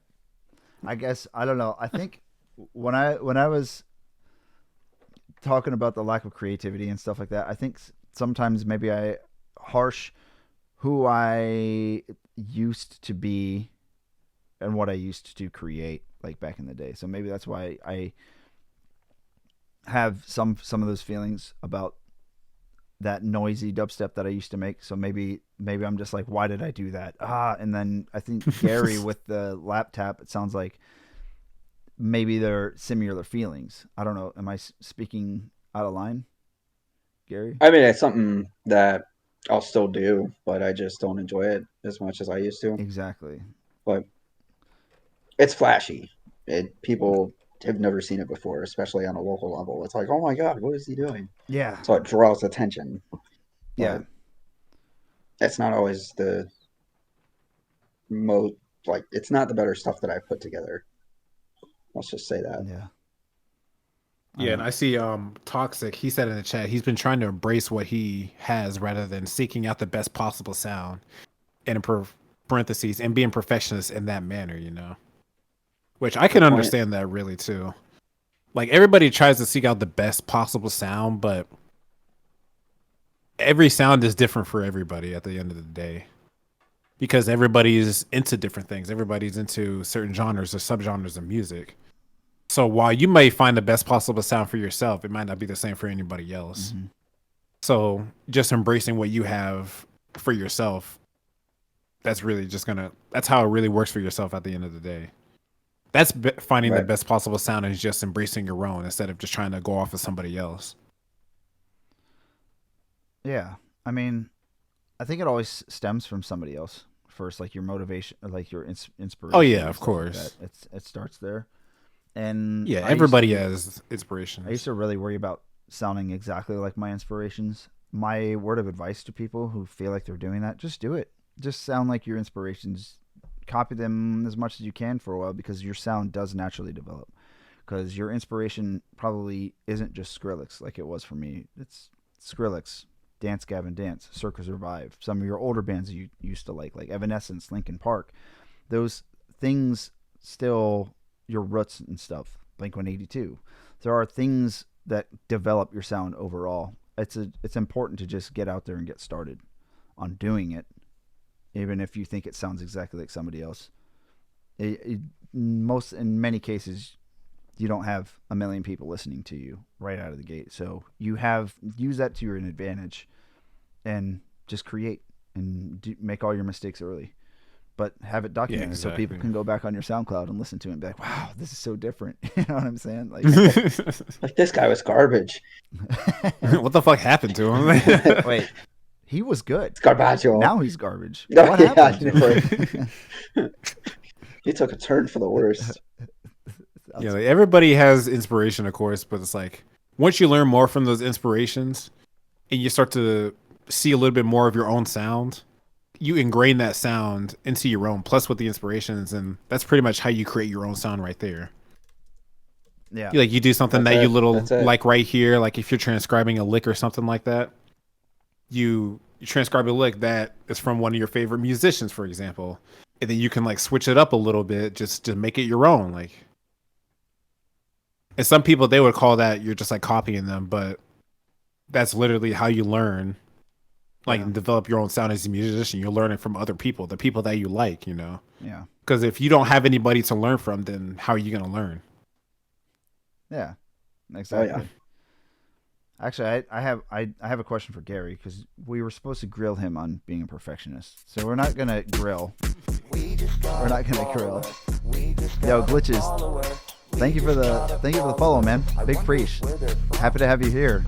I hope to see you in the stream more often. Usually we're doing music production and stuff like that, but today's a special episode where we're getting to discuss it a little bit more. Thank you for the follow and helping us hit our 391 goal. Big preach. Welcome to the Anti-Perfectionist crew. Happy to have you. The best crew around, man. I'm telling you. Yes, and I can't really chat too much right now as much as I usually do in stream because, you know, we're working with guests, but feel free to join the Discord if you'd like, and then we'll chat it up in there. And then I'll be streaming 4 days out of the week. So I look forward to getting to know you a little bit more. And community, thank you guys for getting to know Glitches as well. So my main question is, because I don't want to grill you, Gary, about perfectionism and anti-perfectionism, but it's more like, grill you anyway. It's more like I'm trying to get your perspective and see if Prominent can agree with me here on this. What's your view on perfectionism? What is it to you? And what is your view on anti-perfectionism as an outsider? And is it because it seems like knowing you're going to be very resistant. I know you're. I know you're a perfectionist because of that stuff, right? No, I am a perfectionist. Like it just, if one note is off, if one riff is off, like it just drives me nuts. Especially recording.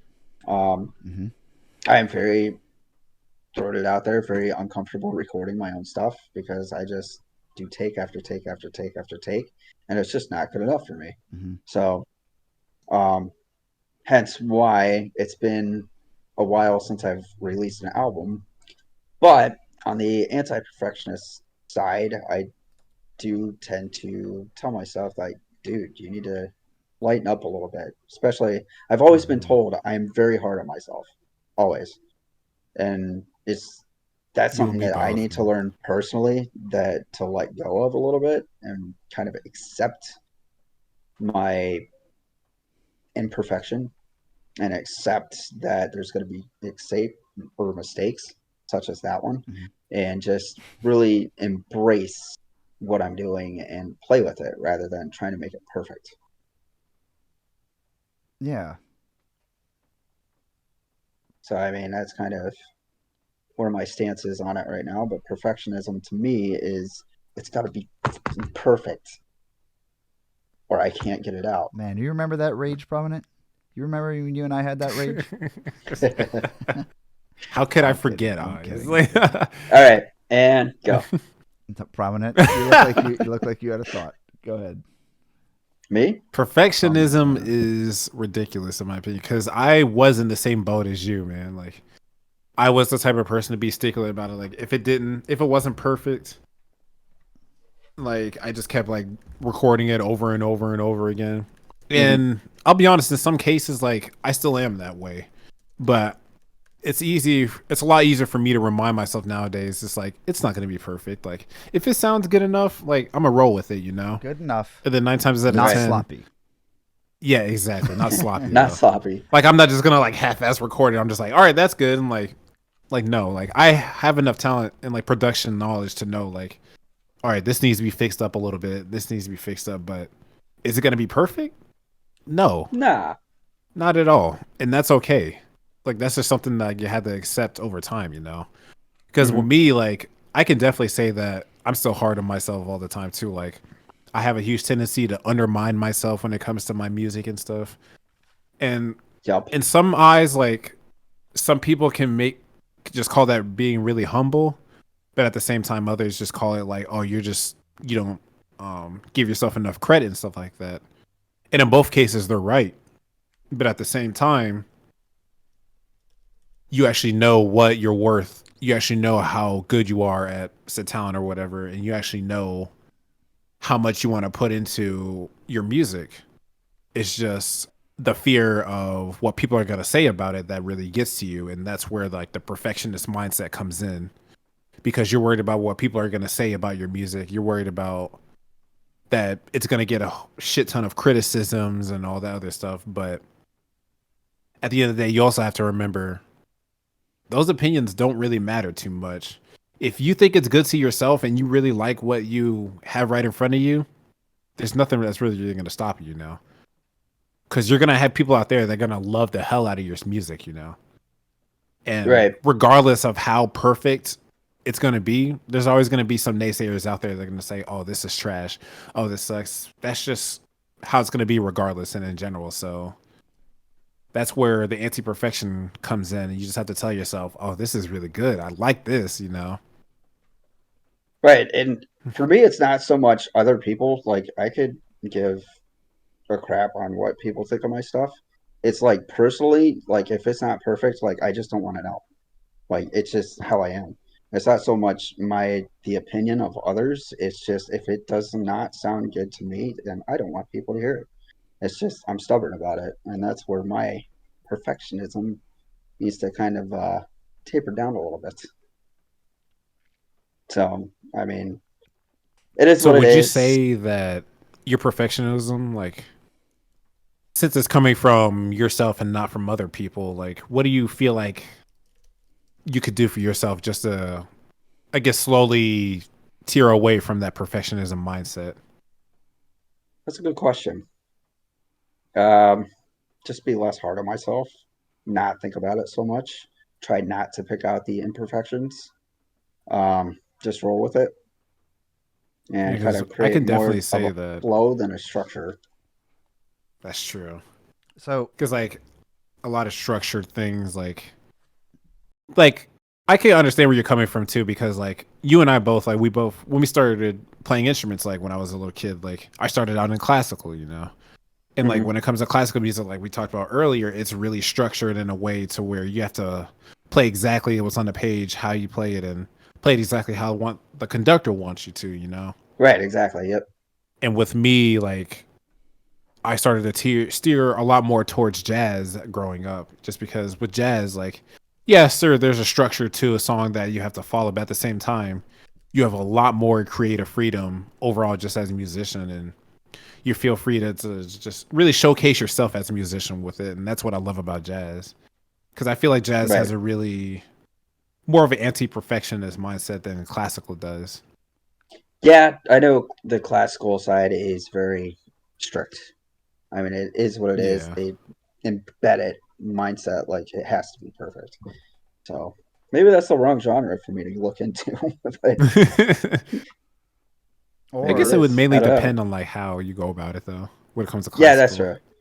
There are some classical players that you can tell that they don't care about the perfection, which I've stumbled across a few. I forget exactly who they are, but it's a lot more enjoyable watching them because they're not as stiff. They're not, they flow with it more. They get into the music and they're They're really not showing like, themselves a lot more and just having fun with it yes, overall. they're taking their emotion, they're putting it into the music and letting it show rather than it just be, hey, I learned this. Isn't this cool? yeah, yeah. What were you saying, Eyes? You tried to say something, but I kind of interrupted you. My bad. No, you're good. You're good. I don't remember. Oh, Well, what is oh, your I take know. on just originality? Well, not originality, but perfectionism, I would say. I accidentally came up with the Anti-Perfectionist crew. It was just by accident. And it was right before I released the album Are You Listening? My first album under the handle of Eyes. And the title song on that one, the first song, the opening song, I was sitting on that song for 5 years by that point it released. And it was holding me back from releasing so much other stuff because I wanted to get out my old stuff first before people heard my new stuff. But then by the time my new stuff was ready, it was old. And just it happened upon a YouTube video, and one of the lines in it was they were talking about perfectionism and how bad it is as a musician and how it's best to overlook that and just move on from it. The line in it that stuck out to me was perfectionism is the highest form of self-abuse.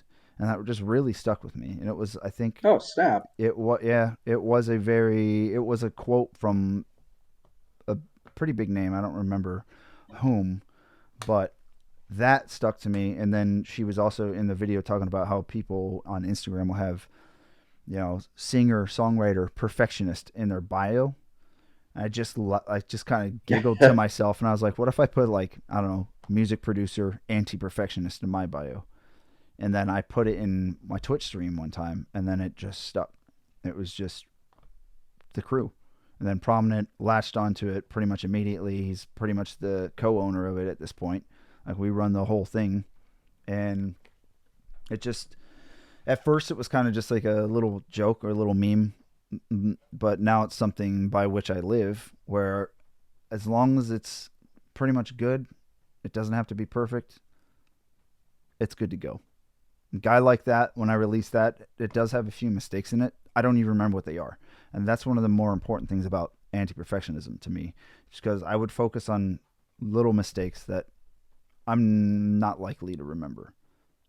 So, and I don't remember some of the mistakes in Blank Page even that are there in the production or in, again, a guy like that. So if I can move on from it that quick, it at least allows me to not fall victim to my own music. I feel so much more creative freedom. I feel so much more joy and connection to the music now.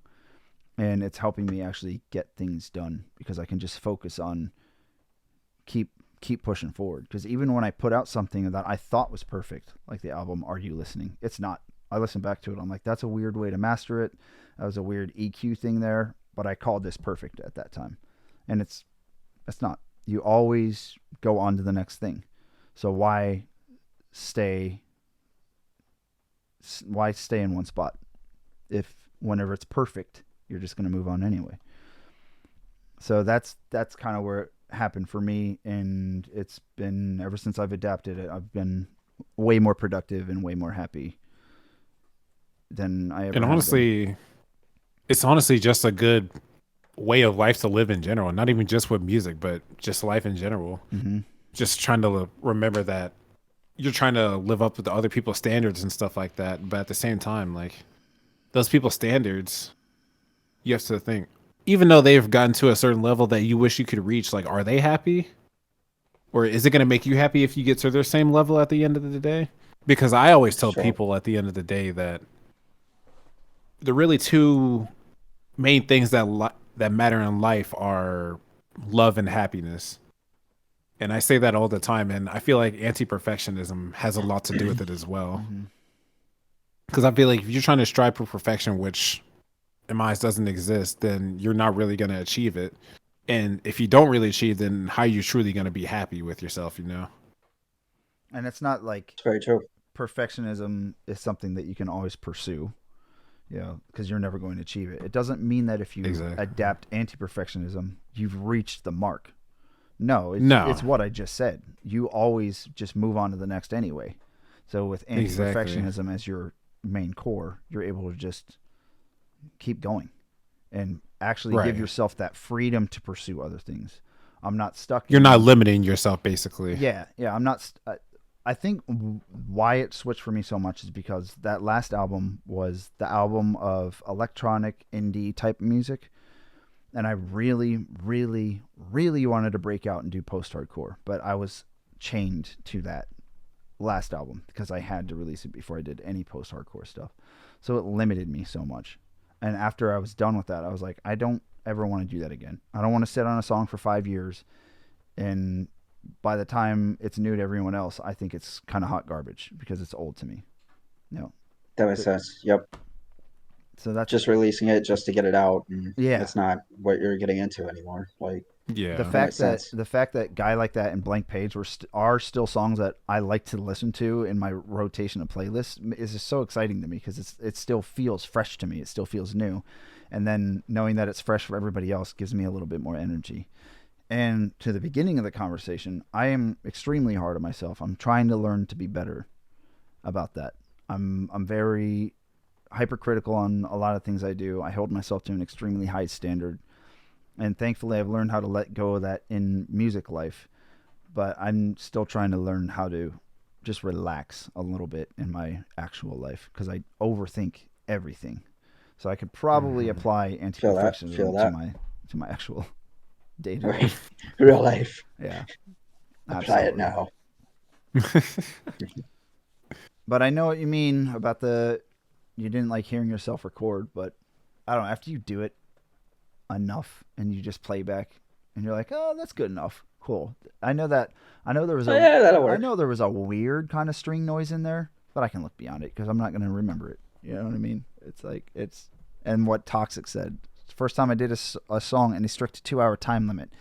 I had so many errors that I can't even remember at this point, and it's pretty much what I was saying. You know, but I don't know. I guess that, but it does make me ask: how does your viewpoint on your previous stuff, or how is your viewpoint on your previous stuff? Is it akin to mine, where you look back and you're like, I do way better now, and I could have done I did things way different then, or do you still view it as, dang, this is like perfect? I mean, I wouldn't say so much perfect. I mean, there's still You're always proud of it. I've yes, I'm proud of it, but I've grown. Um, Mm-hmm. I've grown out of some of it. Like I can still look back and say that it's good for the time where I was, for the point in my life I was. Then yeah, it was the right time, it was the right moment. That's what I was doing. But looking back at it, definitely seeing like where some of it is a little more immature. Good But word. now that I've yeah, so like growing out of that and kind of taking a back look back at that, um, it's part of my past. It's part of the history. It's part of my growth. So I can't really say that it was anything I did was terrible. It's just I've moved on, and a lot of the stuff I do look back at it, and it still sounds good to me, which Yeah. is good. Um, but there are some few choice tracks that I'm just like, I do cringe. Like Yeah. it's like, I could have done a lot better with that one, Oh yeah. or just not done it at all. But it is what it is. And yeah, it's just more focusing on the growth, the opportunities. I know I'll probably look back at my stuff 10 years from now and be like, what was I doing? Why did I do it that way? But it's a learning curve. Yeah. It's a growth. It's a constant lifestyle that changes with life events, with Experiences. just experience. Yep. Learning things along the way. It's just you pick up the pieces as you go and just keep creating something better and Yeah. growing into something else that you weren't into before. So, Yeah. It's always good to look back. I'm very proud of the stuff that I've done, but it's nice to look back and you know see exactly what you said. I've grown, and it's important. yep, Always remain it is humble in your important. ruts, whatever it is. Great. Whatever you want to call it. Ritz, Yeah. Ritz, Ritz. I did want to add something to that as well, like because I feel like that can kind Right of. before you do Oh, that, we're gonna yeah, kind of go get ahead. ready to close out the show, and Yeah, Okay. but go we're gonna ahead. open up to chats or questions for either Gary, Prominent, or myself. So while Prominent, you're more than welcome to go on a whole tirade. I just wanted to open that up real quick so people have time to ask questions and stuff like that. And Gary, you can ask questions too. So sorry to cut you off, Prominent. Go ahead. No, you're good, man. It's good that you did that. So, but no, I was gonna say that the way I was thinking about it just now, it kind of falls into the category of repetitiveness in music as well, in a way. Because like if you think about it, yeah, back then, if you look back at like all the music that I've made and all the stuff that you've made in your past, it's like part of it's just like, okay, some of this is like, okay, it's not bad, but some of it's just like what the hell was I Like, doing what back was I then? doing? What the fuck? Like, Right. Like, why and did I then release that? you sit there and you think like compared to the stuff that you have now, and then I'm glad that like people like us, like we're actually able to like evolve with our music and actually make it a lot better than what we had used to, because we had learned a lot more in terms of just like either production or just like how we go about like creating our music and where we get our creative ideas from, all that stuff. Oh, absolutely. And it makes you wonder like what happened to the creative people that when they first like came up in the music world and they fell down just as fast. And it made me think of it could be just because the repetitiveness, like they were just doing the same thing over and over again because it was working for them. But those same people they forgot that it can only last for so long. Like that, Right. those types of songs that you make, it's like, okay, this is good. Let me try to keep that same format for a little while. But then people are like, okay, he's starting to do the same thing again. Like he's kind of getting bland. Yeah, Like, that's exactly what it is. I mean, in the music world, it's constantly moving, it's constantly evolving. You're constantly getting new sounds. I mean, it's not good to stay in just one set mindset and just stay there the whole time. It's good to branch out, it's good to grow, it's good to test different sounds and add to your repertoire with it. yeah, exactly. Because I was like thinking about that and hearing of like a bunch of other like artists, like rap artists and stuff like that. Like a lot of the songs, like they were really good for a while, like when they first came up and everything. But then over time, it's just like people got sick of listening to them because they just kept putting out the same things like over and over and over again, and it Yeah, just all sounded the same. It's just like it's really repetitive right now, and it's starting to get really bland. Like what? Like, is there anything actually new coming out? It's like you said you had a new song coming out, but it right. sounds just the same as the last song. You know what I mean? Yep. I feel very attacked right now. I'm kidding. I'm kidding. I mean, Oh, if the shoe fits, no, I'm just playing. You heard us? Oh man. Oh, this is going on Whoops. YouTube. You can play it back later. No. No, I was talking about just like the repetitiveness of music Mm-hmm. and how a lot of people don't try to branch out or steer away from that genre and try to learn something new to like actually help their genre. Yeah, You know? because there's a fear. There's a fear behind it. You look at what happened to Getter when he transitioned. If you guys know who Getter is, he was a big alongside like along the same era and kind of style of Skrillex. Very very good dubstep artist, but he switched one like back in 2018, 2019 to a different like melodic symphonic style, and the fans absolutely hated it and just trash talked him. They were always telling him to go harder, like make more bass and stuff, and it just really had him quit music for a while. I think it's just unfortunate, but Oh man. but he's back. He's still doing his stuff, but he's more along the lines of Terror Reed is his name now, or he goes that's his like side project or alternate project. It's rap and it's like kind of modern day 90s hip hop. It's really good. But yeah, there's definitely a fear in exploring genres, and I think it's just important to just do it. Just do what feels natural because that's what you're going to enjoy most. Yep. I think Luna actually asked a question in here. He said, what are y'all's thoughts on Kanye West's habit of updating his albums post-release with tweaks and fixes on digital platforms? It's hard to say. One, because I haven't listened to much of Kanye's like newer music, just because the stuff that I did listen to is kind of trash. I haven't listened to a lot of his stuff in general, But like I think I you A lot said of his older same. stuff you is could really you good. could kind of speak to it because it sounds like you wanted to edit Love at First Sight post, right? Yes, honestly, I did. And I think that was just like with me, just like the pressure of like when I came out and then I was listening to it, I was kind of sitting there just like nitpicking at it and stuff like that. I was like, oh, this could have been better. This could have been, I could have done this different. I might actually just re-release it or something like that.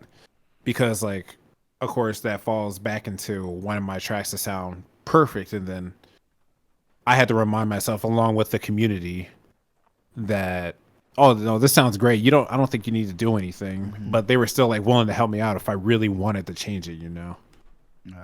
So shout out to all you guys first of all here for reminding me that like the song does sound good. And I had to go back and listen to it a few more times. I was like, it actually is pretty decent. I'm like, I'm not gonna really mess with it.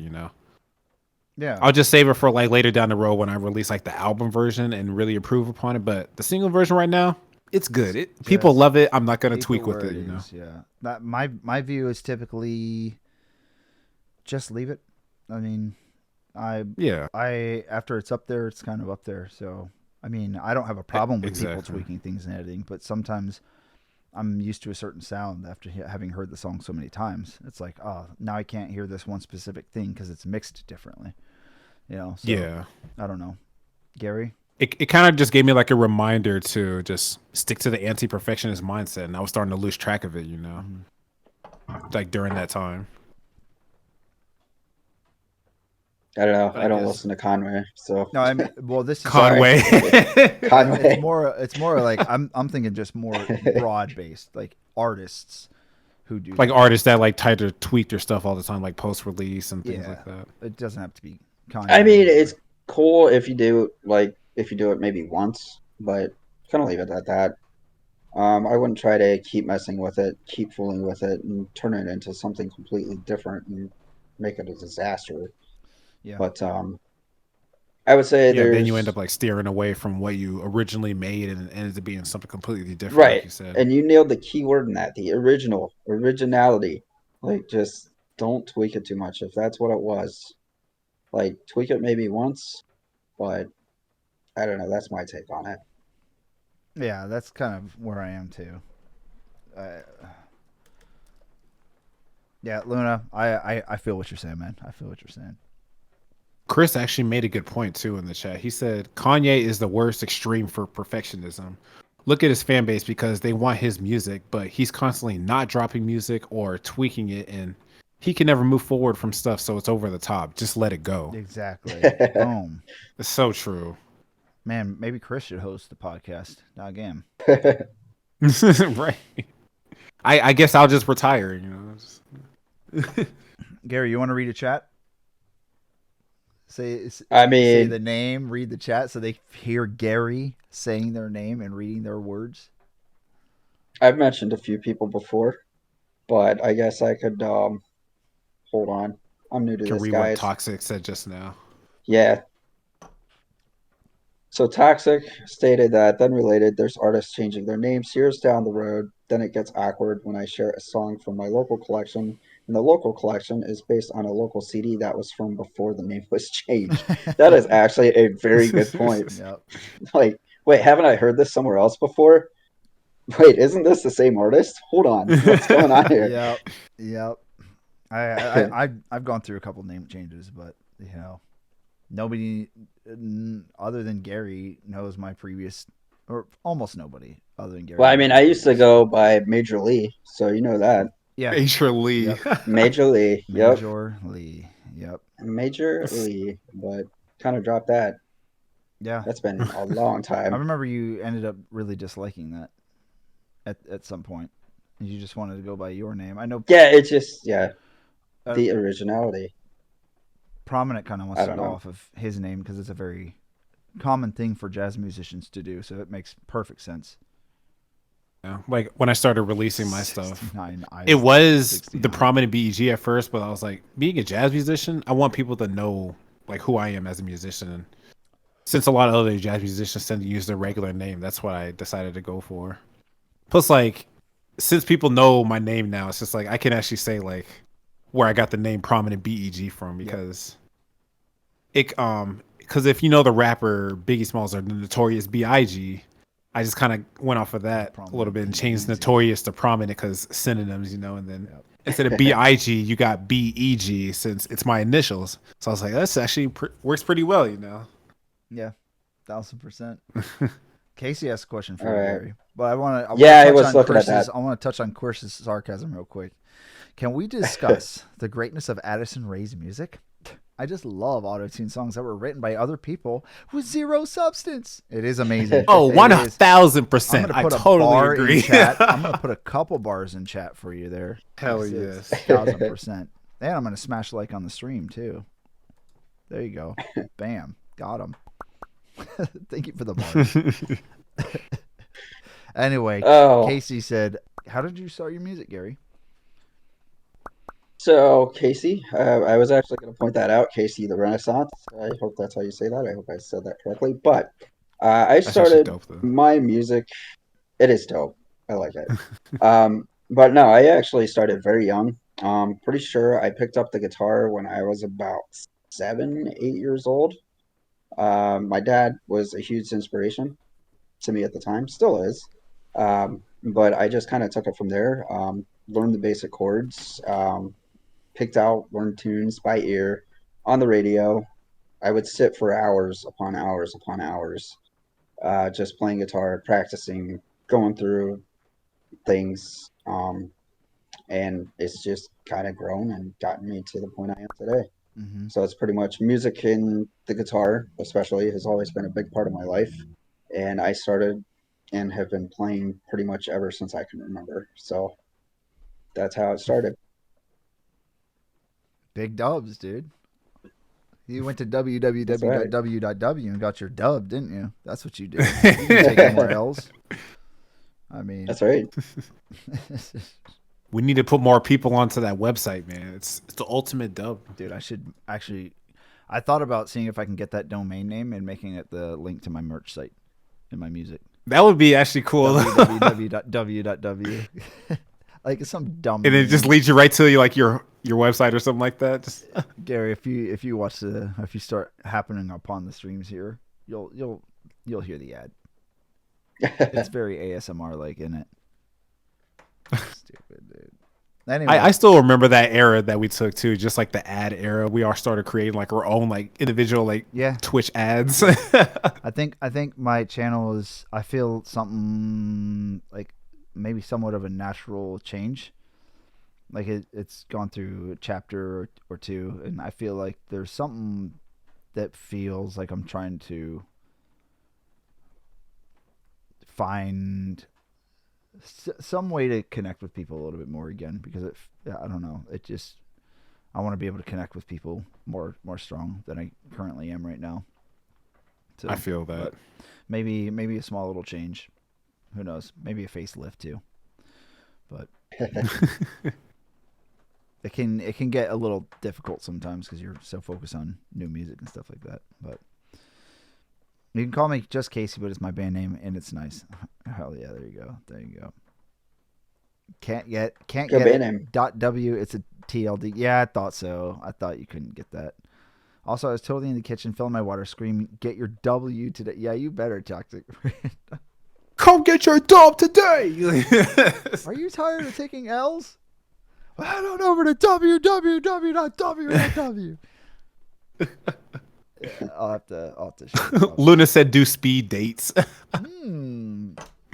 As long as I have prominent Gary and Luna up in here, yeah, I'll definitely do speed dates. Hey Han, slay Han. have random people coming in here, just like getting to know like the anti-perfectionists, Yeah, because they want a taste of the anti-perfectionism.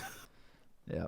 Well, Gary, what do you want to ask, or what do you want people to know before we wrap here? Because I know you have a family to feed and things to handle, so I don't want to Yeah. take too much of your time.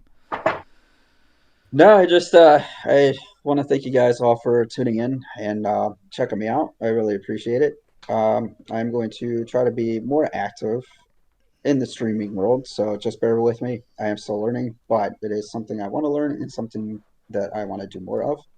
So Of Just course. And like we always say before, like the Discord is open for you as well. So like Yes. if you're on your phone or something, you can just go in there and just chat with us, just say what's up, Yeah, all now that stuff. that you're in Everybody's here, oh, welcome. dope. you All right. can do feedback streams. And I switched to my face camera real quick because I had to pull up his information so I could get links to post in chat because he sent them to me. But yeah, you're more than welcome. There are a lot of good musicians in here and good folks in here. You know. Yeah, and keep in mind that all the links he's posting, except for Instagram, Instagram is the one I keep up with the most right now. But anything that is on Spotify right now, the newest stuff is from like 12 years ago. So just keep that in mind. There will be updates. There is more music coming. That's something I'm focusing heavy on Oh my this gosh, I year. can't get these links right. And hopefully, I will be releasing something. Like I said, got to be focused more on singles at this point, especially with having a family. It's a little harder Oh, for me they're to there, focus on a eyes. full-fledged album, but I'll be in the mix, and I'm looking at releasing some singles here soon. So, thank you guys. Absolutely, Of dude. course. Thank you for being on the show. It's been an absolute pleasure. Hopefully, you'll do it again. So much Question fun. mark? I mean, that'd be great. Absolutely, Good deal, man. I appreciate your time. it's been fun. Absolutely. Prominent. What you have to say for Yes. yourself? All I have to say is for everybody that's watching right now, of course, we appreciate you watching as well. And also just a reminder just to remember that perfection doesn't exist. And that we all strive to be great out here. And being in the anti-perfectionist community has helped me, Eyes, and like a bunch of other people just really just to showcase who we are as musicians. So it's great that you're here hanging out with us and just having a great time, and just getting to know the community a little better, because it always just makes me feel good just to see more and more people becoming a part of this community in general. Yeah, absolutely love it. Almost 400 of you Jones up in here. For real, 391 is goddamn impressive. I have so many of you guys to thank.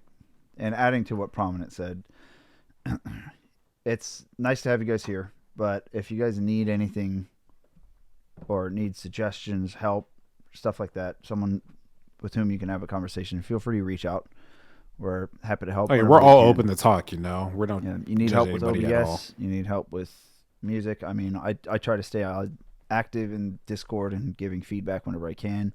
Work a full-time job just like Prominent. So we're all busy, but we try to stay on top of it. We're all busy adults. We got responsibilities. But I also appreciate you guys picking up the slack whenever it happens to me. You guys are in there giving each other feedback, and it's like, oh, sick. The community is working together, and that's really important to see. So thank you guys for that, and thank you for supporting me.